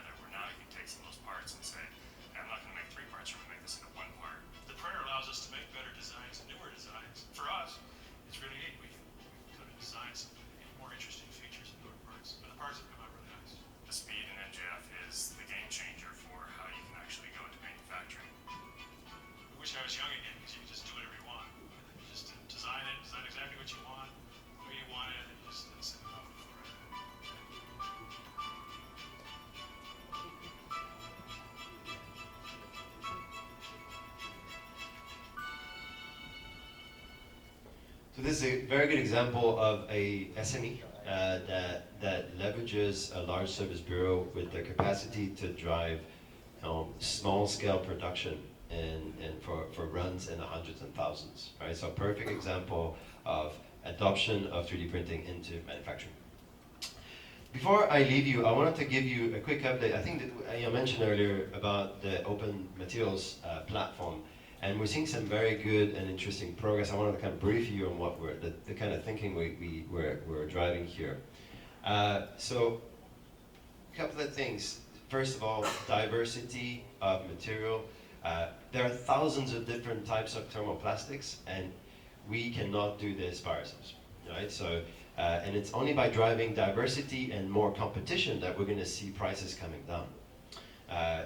But we need to do this in some kind of a controlled way and drive the innovation that will fully enable the concept of voxel level design inside the parts. So we came up with this open platform, which is kind of counterintuitive. If you're familiar with HP, we're very proprietary with our ink, and this is where we make money. But in the 3D environment, like I mentioned, we can't, it's not one ink, it's thousands of different types of plastics that are required for different applications. So we came up with a platform where we said, well, it's not like an open platform, anything can be put in a printer. It is a heating environment and a powder system, so there's, we don't want any toxic materials, we don't want any inflammable materials, we don't want any materials that will not be usable inside the mechanics of the printer. So we have a process to certify materials. So we invited all the large chemical companies that you see here, and I can say that there's more than 50 of those chemical companies that are actually lining up now to develop a multitude of different types of materials. So you will see over the next few months and years an explosion of the types of materials which will really drive adoption for more and more applications in this space. Once the process of certification has completed, those materials can be sold through the expensive network of go-to-market approaches that HP has already established across more than 170 countries. So a little bit about our plans in terms of our roadmap. I mentioned we have a PA12 nylon thermoplastic available today, one from HP and one from our partner Evonik. And we will soon have PA11 and some various variations of PA12 as well. Glass vid PA12 to increase rigidity, some fire retardant materials, some elastomers that will come later next year, and TPA, TPU, etc. And also some lower cost option and more the commodity space with polypropylene. So interesting, and this is a space to watch. And if you do have interest in terms of participating in this ecosystem of materials, I'll be happy to explain more in detail. Some of the things that we have done.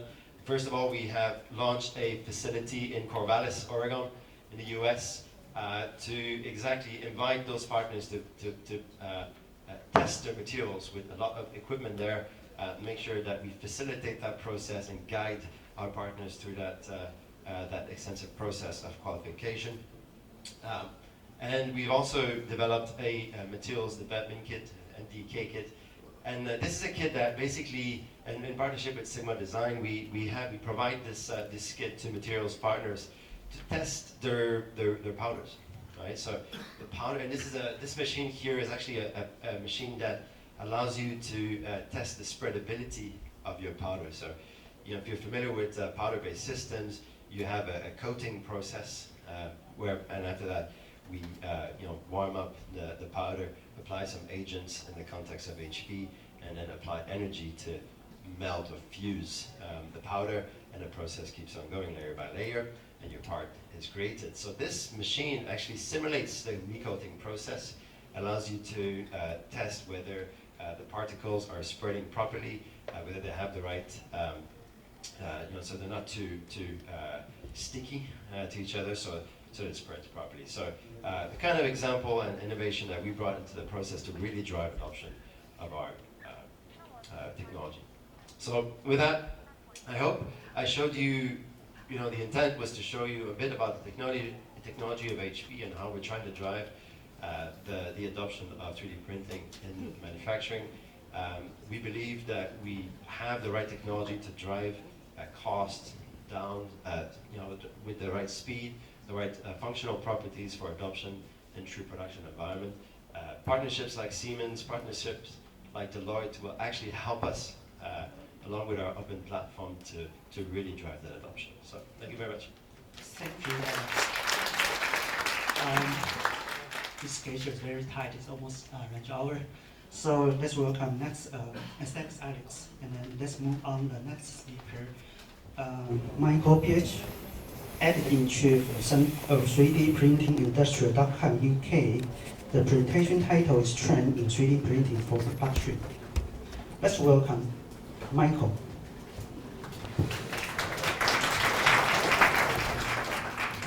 Yeah, good. Should be able to hear me now. 好，那么在今天3D 列印的国际研讨会当中呢，现在上半场在今天上午的专题演讲已经进入了到最后一个阶段。当然，现在邀请到的是来自英国的 Michael Page。那么呢，他是3D 列印工业网的总编辑。那么也因为他从2012年开始报道就特别钻研了3D 列印的技术，所以呢，他对于3D 列印产业也有他相当多独到的见解。当然，除了媒体人的身份以外，更重要的是他过去呢也具备了财务跟经济的学术专长，所以呢，接下来还要分析3D 列印产业，要带来的主题是3D 列印生产的趋势。我们来看一下这位媒体人兼具财务背景跟经济背景，怎么样来分析现在全球的3D 产业。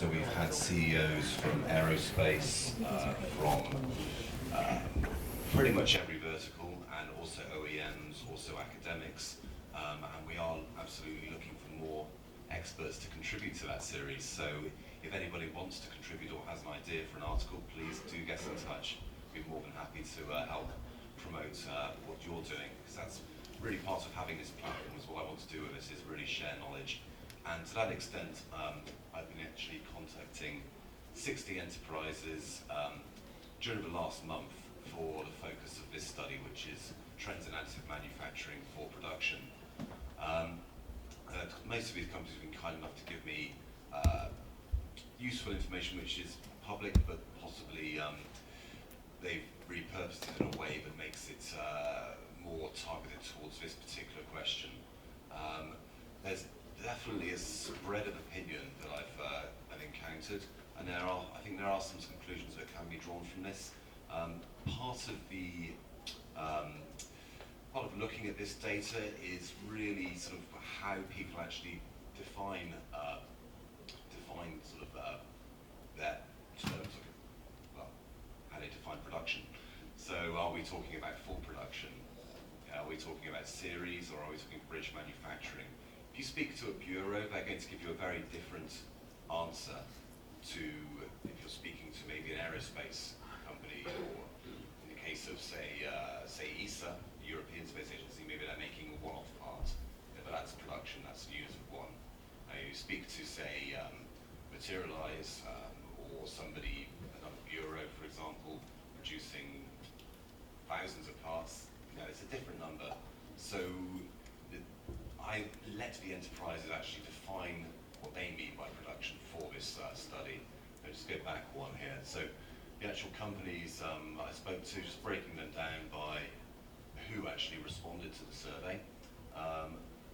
50% sort of materials suppliers, OEMs 40%, software, so we had a couple of the big guys, Materialize, Autodesk, and some other sort of smaller people with end users, so this could be service bureaus, this could be automotive.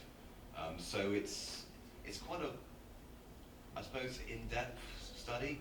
Yes, I'm going to present some of the highlights from it today. There will be a whole series of articles looking at this study broken down by these different categories here that will be published within a few weeks. Also, I'll be doing a report on my week here in Taiwan as well, so you can look forward to that. Right, so the first question I asked was, can can you estimate the percentage of production uses of your machines, your software, your materials?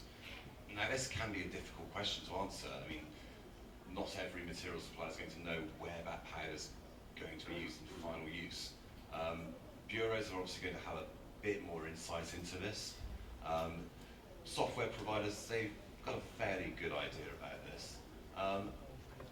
Taking all of the averages here, we got down to probably about 2/3. 2/3 was the number that there's a range of numbers. Absolutely, there was some people who were maybe 1% of our machines are used for production. Another OEM actually said, well, it's pretty more like 2/3. But again, this is when you're dealing with, what essentially are 7 different technologies, all under the same umbrella of 3D printing. Then yes, you're going to get differences. Now, even that first, if it's just 1/3, that's quite a large number of these 3D printers that are getting used in production. And we're not necessarily talking here about the large industrial machines. It doesn't have to be, your $250,000 machine that's been used for production parts. A lot of the interesting data and the interesting case studies, people are using very low-cost FDM printers. These could be name brands, these could be clones, but these are actually getting used for some of the production applications I'm going to talk about next. Just note on some of the images here, these are all just photos from my own collection, and that's a dental tooth implant. That'll be actually, that's been made by an Italian company, and I understand it's biocompatible material. What's interesting about this is you can see the gradient on the teeth there, and obviously dental is one of the markets where we're seeing production definitely coming now.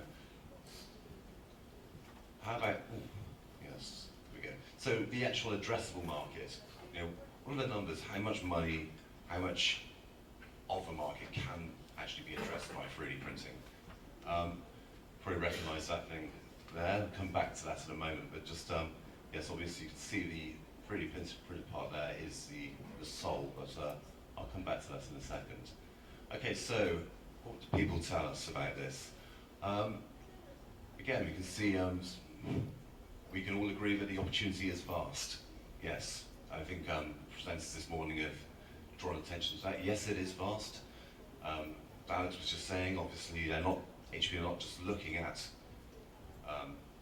3D printing figures, they're looking at the whole 12 trillion global manufacturing business.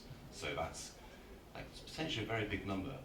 An Italian company, they told me that they reckon 1% is addressable. That's something like 120 billion by their calculations. We're seeing, normally we're talking about 20 billion, figures like that in 5 years. So these guys are saying 120 billion. A bit more of a conservative number here, looking at hardware, looking at materials from one of the leading OEMs in additive, almost 3 billion for last year, and from a service bureau. So not really a big number for those guys. I mean, you have to think, are they producing parts for professional users? Are they producing batch production? So, but it's still interesting to see that quite a small amount on 3D hubs are actually large quality. Now, okay, back to the insole. So just notice the alignment there. It's a bit different to the one that you normally see. Okay, now who's leading in production here? Well, again, all the verticals you'd expect, really. So consumer goods, aeronautics, healthcare, MRO, so maintenance, repair, overhaul. Interestingly, the GE LEAP engine has not only got 3D printed components, but the MRO advice or kit comes with 3D printable tooling as well. So this will be used on site for MRO purposes around the world.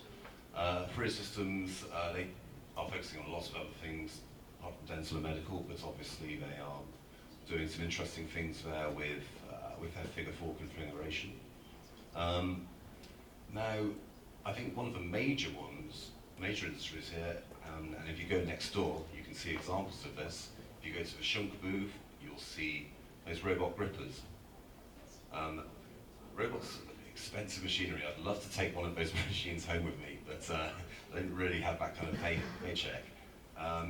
If you want to actually customize your robot, you're not going to be able to go to a shop necessarily and buy that part. There's no point in producing it now. Customizing the grippers, customizing the adapters, these kind of elements, yes. I mean, sort of Aeon 3D, Canadian company, they say it's a no-brainer, but this is where we're using additive for production.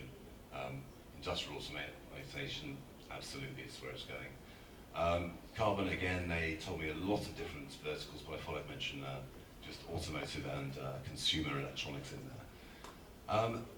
Now, how do we actually deepen AM's use in industry? How do we actually get further into the use of 3D printing for final part production? Again, 60 companies, quite a lot of different opinions on this. But I think you can boil it down to several core areas, and I know this is going to be dealt with in more detail by some of the later presenters, and also this morning we've touched on these ideas. But yeah, the mindset, re-education to design for additive manufacturing, it is a different process. It is a different way of thinking. If you're leading with topology optimization, then yes, your constraints, your overhangs, all sorts of things suddenly change. So there's a resistance to that change. If your job depends on delivering results and it works, are you really going to break it just to fix it again? This is problematic. Of course, I mentioned 7 technologies. 3D printing is 7 different technologies. Matching the technology to the application. You're not going to be printing everything. Materials, okay, well, there's no point replacing this production part unless the properties you're going to get actually are improved. So we also need more materials, wider materials palette. There's some great work going on. I think the open materials platform that HP are developing, 50 materials partners, I've been told. But then you'll walk around the trade show floor and there's a lot of materials companies from this region as well, producing metal powders, producing nylon powders, producing all sorts of powders. Now, okay, those materials need to go through the qualification processes. When you're dealing with very expensive machinery, you don't want to be clogging your nozzles, but yeah, more people in the market, hopefully the pricing changes, and that's where we start moving more to production as well, the economics of it. Qualification and certification, I won't say too much about, but in the regulated industries, so dental, medical, aerospace, yes, absolutely. The process of change is slow, but we are getting, as we've seen. And I mentioned already resistance here. Some trends. So there's the old inventor of FDM, Scott Crump himself, in front of their continuous build demonstrator, or continuous platform, conveyor platform. It's one of the technology demonstrators that they announced at Rapid. And yes, these are part of the trend. So automation, really, that's definitely a trend here. Increasing build volumes. Yes, we're seeing this, whether it's FDM, whether it's DMLS, or whether it's processes like WAM, like LAM, where you're doing deposition of wire, you're doing blown powder deposition. Especially wire deposition, your build volume can be substantially huger than traditional methods. And there you're not going for precision, you're going for near net shape. So we're seeing a lot of this molding components for airframes, for example, building structures for doing the layups, this kind of thing. But these are production tools, and they are being used every day in production. Companies like Boeing have been doing this, for 20 years longer. Other trends we're seeing, yes, so I mentioned efforts to increase throughput. We've seen conveyor belts being introduced, printers printing at different angles at 45 degrees to facilitate this. There's been quite a number of companies coming out with printers like this in recent months. Automation, yes, how can, I think Voodoo Manufacturing have got a highly automated system with a farm of several hundred possibly makerbots. And yes, automation is key, as we heard anyone who was at the workshop on Sunday about SRU and their 50 machines. Again, sort of automating the processes, automating workflow, less people needed to run some of these machines. Major chemical companies now, they've been waiting for additive to be ready for some time. They've been lining products up that are ready to release. So, you know, when it's ready, when it's industrialized, as it's starting to become, there will be, you know, a wave of materials coming soon. Contract manufacturing is a channel production, yes, and how that application is developing. Again, that's something we're seeing, shortening product life cycle. That's very much something that's closer engagement with your customer. These things, people demanding customization, or are they demanding good enough? You know, that's, and also if they're demanding customization, how much will they pay for it? That's a key point here. So I'll give you a few sort of, what is actually, just talk you through that one on the that picture, that's electrical connector there, printed I think in PEEK or PEI, so that's from another Italian company. Yeah, we're seeing these higher grade thermoplastics as we're moving up that pyramid, then yes, certainly you've gone from prototyping to actual real end use applications. There's a lot of case studies were sent to me as part of this, so I'm not going to go into detail on any one of these, but these were all available on the respectable companies' websites. You can go and visit them. So some of interest might be the Apium peak injection molding inserts. So this is something which I think a few of the other presenters have touched on. We're not necessarily looking to replace traditional manufacturing with everything's going to be additive. No, there's synergy there. There's opportunity for hybrid techniques. So you'll do traditional injection molding. You might print the insert for that mold. Deutsche Bahn and Big Rep and some other companies in Germany, you may have heard of the Mobility Goes Additive project. This is looking at digitizing the inventory of Deutsche Bahn, and there has been some success in digitizing quite a substantial part already. The idea, I'm sure you're all familiar with, is some of these machines which are in service for 10, 20, 30 years, and Deutsche Bahn operate a fleet of sell vehicles around the world. They may not be in stock, these parts may not be in stock. Having them in a warehouse it's not economic, but re-engineering that part through scanning or other techniques, yes, that's production, but maybe you need 10 a year. Okay, so Materialized have done some very interesting work. We mentioned Volvo before, Philips, of course, close links there. Uniku are they're an optical company, so they actually make spectacles, glasses, and they've got a unit which can now go in store for opticians that will scan your face, find out the correct position for your glasses, produce customized lenses, customized frames rather. Lenses, maybe not yet. Scott Tail, obviously at Bureau, so they see a lot of these projects firsthand. Some of the ones that they're happy to talk about. Oracle, Simu Solar, who are a company doing solar power in Tanzania, I believe, and it was more of a bridging manufacturing platform for them. Spine Vision, yes. Daimler, okay, so that's quite a big number. Just at 2 of their sites alone, they're using 3D printing, additive manufacturing for 100,000 parts. And as I mentioned before, it's not necessarily the big expensive machines that are being used for production. The jigs and fixtures that are saving lots of money, the Volkswagen, they've been produced on automaker machines. It could be automaker, it could be just another lower cost FDM machine, but it just goes to show you don't necessarily need to have sort of a big budget to actually get into this. So on that note, I know you want to get to lunch. Thank you very much for hosting me and listening to me, and please do come and speak to me if you'd like to know any more. Thank you. Thank you, Alex. And thank you all. And this session will close now, and it's time for lunch break. And we would like to thank Michael and Alex, Dr. Kai, and Dr. Hao for your wonderful speech. And hope you enjoyed the lunch.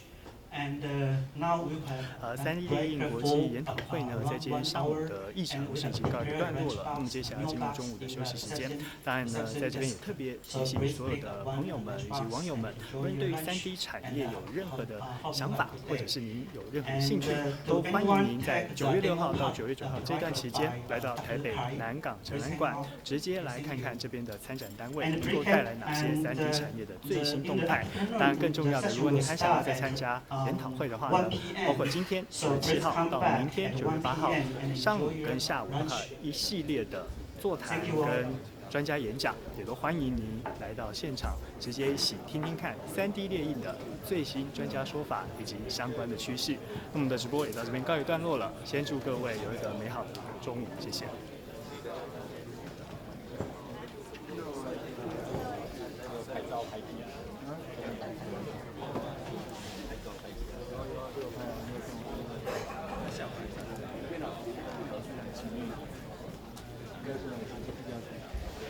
地下室有地下室可